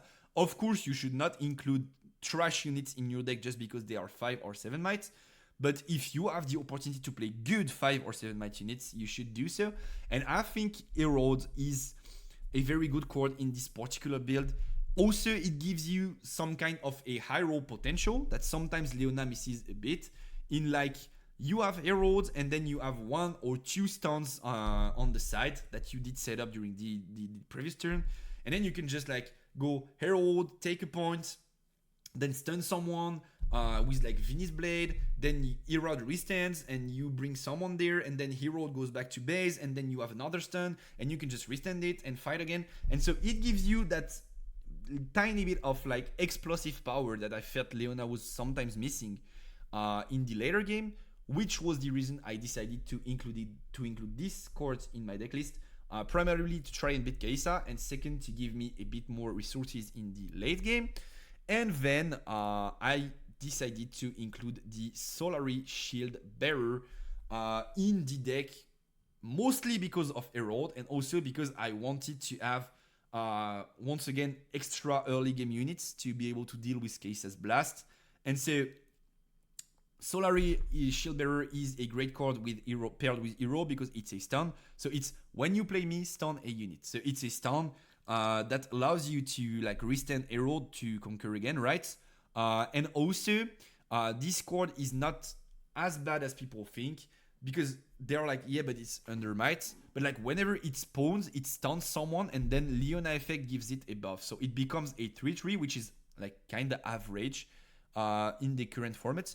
But I'd rather play a 3/2 cards, 3 energy, 2 might card that is able to buff itself, rather than a flat 3 energy, 3 might cards, because I do have a mechanic in my deck that allows me to spend buffs to generate value out of it. So I might as well play a Shield Bearer, buff itself, and then I have a free buff to spend for glory whenever I need it. rather than play any 3 energy 3 mind cards. So that was the reasoning. Works well with Erode and is a good early game unit, and like works with Glory, so might as well play it, right? And so I was on 37 cards plus Yellow Champion, and then I just had 2 spots left. I was pretty happy with what I had in the deck, and so just as we were talking about for Kai'Sa earlier, I was thinking, okay, then maybe we should probably fill the rest of the spots with like consistency cards since we have a draw power problem, and that's why I added Meditation, which felt pretty good. To be fair, sometimes opponent is scared of fighting your bodies because you have runes open and you could probably have stuns, and that's when you can play Meditate to like tap your bodies and draw cards. Like they did not do nothing, so might as well make value of your runes. Also in the late game, it's a card that you really like to draw because most of the time you will have units in battlefield, and so you are very happy to like tap them to make card advantage. And also it's a free side out card for these guys right here. So in some matchups I side 2 Windwalls in some matchups I side 2 Trumps in, and in other matchups I side these cards. So like rather interesting cards, felt good in my opinion. Not going to talk too much about sideboards too, because it's like classic green sideboard in my opinion. You want to beat Time Warp mostly with these cards. You want to beat big bodies with these cards. You add another stun to your list, and this was to try and beat Kai'Sa, and spoiler alert, it was not enough. So yeah, that's about it for my Leona experience at locals, and for my feelings on the tournament. I don't think I would play Leona into a regional right now, except if your whole thinking process is if I dodge Kai'Sa, then I might win the event. Because that might happen, but like you won't dodge Kai'Sa forever, and I think a lot of good players will be on Kai'Sa. So this is something that you have to be aware about. The matchup is abysmal. You have like an abysmal win rate into Kai'Sa. But if you want to try and play Leona, I was really satisfied with the list. Felt really good. Also, you should get as much intel as you can on showdown rulings with this list, because most rulings with Zenith Blade are counterintuitive, but they are very important in order for you to understand how to play the cards at the right timing. Which is also one of the reasons I think people undervalue the card, is that they don't know how to resolve it properly, so they think it's weaker than it actually is. And that's about it for the list. Did you consider Shrine? I did consider Shrine. So Shrine, for you guys who don't know Shrine, is a 3 energy gear that allows you to... where's the dude? Here. 3 energy gear that allows you to draw a card whenever you kill a stunned enemy unit. This is a decent card. This is a very decent card, right? The fact that you are sometimes able to draw like 2 to 3 cards of Solaris Shrine is very insane. But the big problem, as I was talking about earlier, is that Leona values having control of the battlefield maybe more than any other decks. So what you want to do in the early game is drop a turn 1 unit, conquer the battlefield, and then if you have access to another turn 1 unit, next turn what you want to do is play this other turn 1 unit and also conquer a battlefield. And so basically, if you are not dropping Shrine turn 1 or turn 2, then maybe you're just not dropping it at all, because like you will need your runes later on to play spells and stuff. So the card was 1, a bit slow, and 2, so first a bit slow, sorry, and second, it was like kinda not working with what I wanted to do with the deck. Also, I kinda don't like this idea of playing a single card that sometimes you have it and then it feels good, and sometimes you don't. So you play a single copy because you don't want to draw multiples. But then if you happen to do this in your builds, you have higher chances of having like not very good ends with like several cards that you don't want to draw together. Oh, Kitty Cat wants to come in. I'm just going to open the door. Hey, baby. Nice to have you back. So yeah, I kinda did not like how Shrine was working in the deck. But you could consider the card in a slower build. I just don't think, if you opt for a slower build, I just don't think you are making full advantage of the stun mechanic. in my opinion. It's way harder to retake battlefields with a stun than it is to defend them, actually.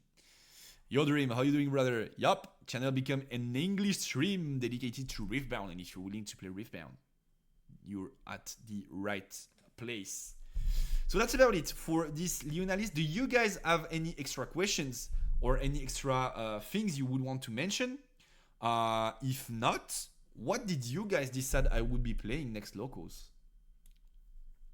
Ooh, and I'll be on Blue Victor. Rather interesting. Okay, I'll be on Blue Victor, so I'll be building a Blue Victor list by the end of the week, and I'll be trying to make something out of it at locals. Very interesting. This is actually probably the one I wanted to win, but like I don't want to influence you guys, but like I'm really happy to try and test this Blue Victor because I think it has potential. I think it's underestimated, and I don't think it's like as terrible as people think it is, but also I might be a bit overhyped about it because I'm very fond of blue as a color. It might be my second favorite color after green, and so like maybe I'm overrating the deck a bit, but I'll for sure try to run a Blue Victor list. Seems like very interesting. And I'll give you feedback next week, exactly as I just did for Leon. I'll give you feedback about how things went, my matchups, my lists, and my deck building process. What about Find Your Center? Exact same reasoning as Solaris Shrine, which is like, if I'm playing Find Your Center, I can't really drop it in the early game because I want to drop units in the early game. And then if we're into a late game situation, I might as well use runes to play defensive spells or offensive spells than to like channel and draw, which I feel like I'm already good enough at doing in this deck. So I did not feel the need to play Find Your Center. You could probably play Find Your Center over Meditate though.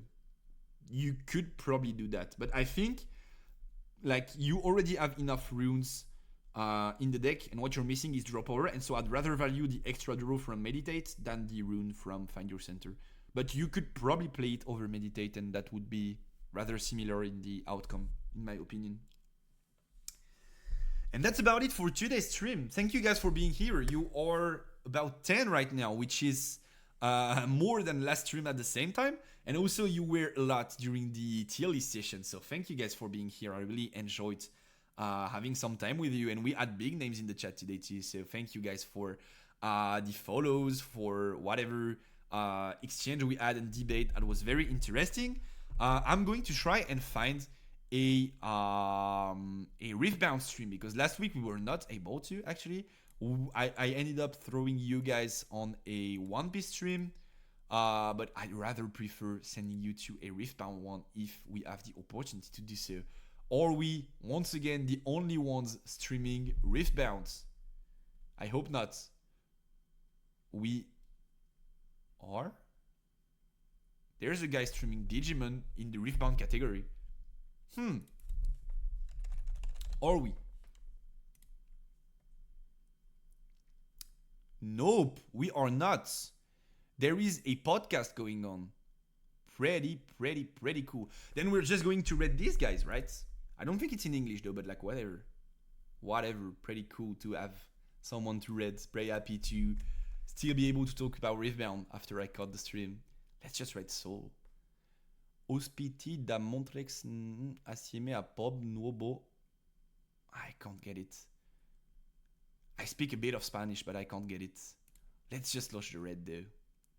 You guys feel free to join the red. It was so nice having you here. I hope you had a great time. I did have a great time. I'll see you next week.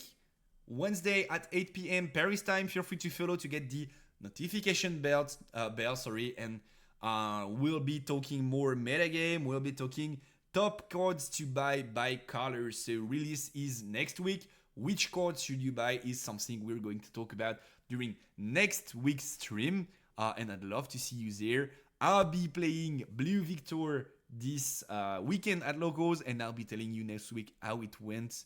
So thank you for being there, for the support, for everything.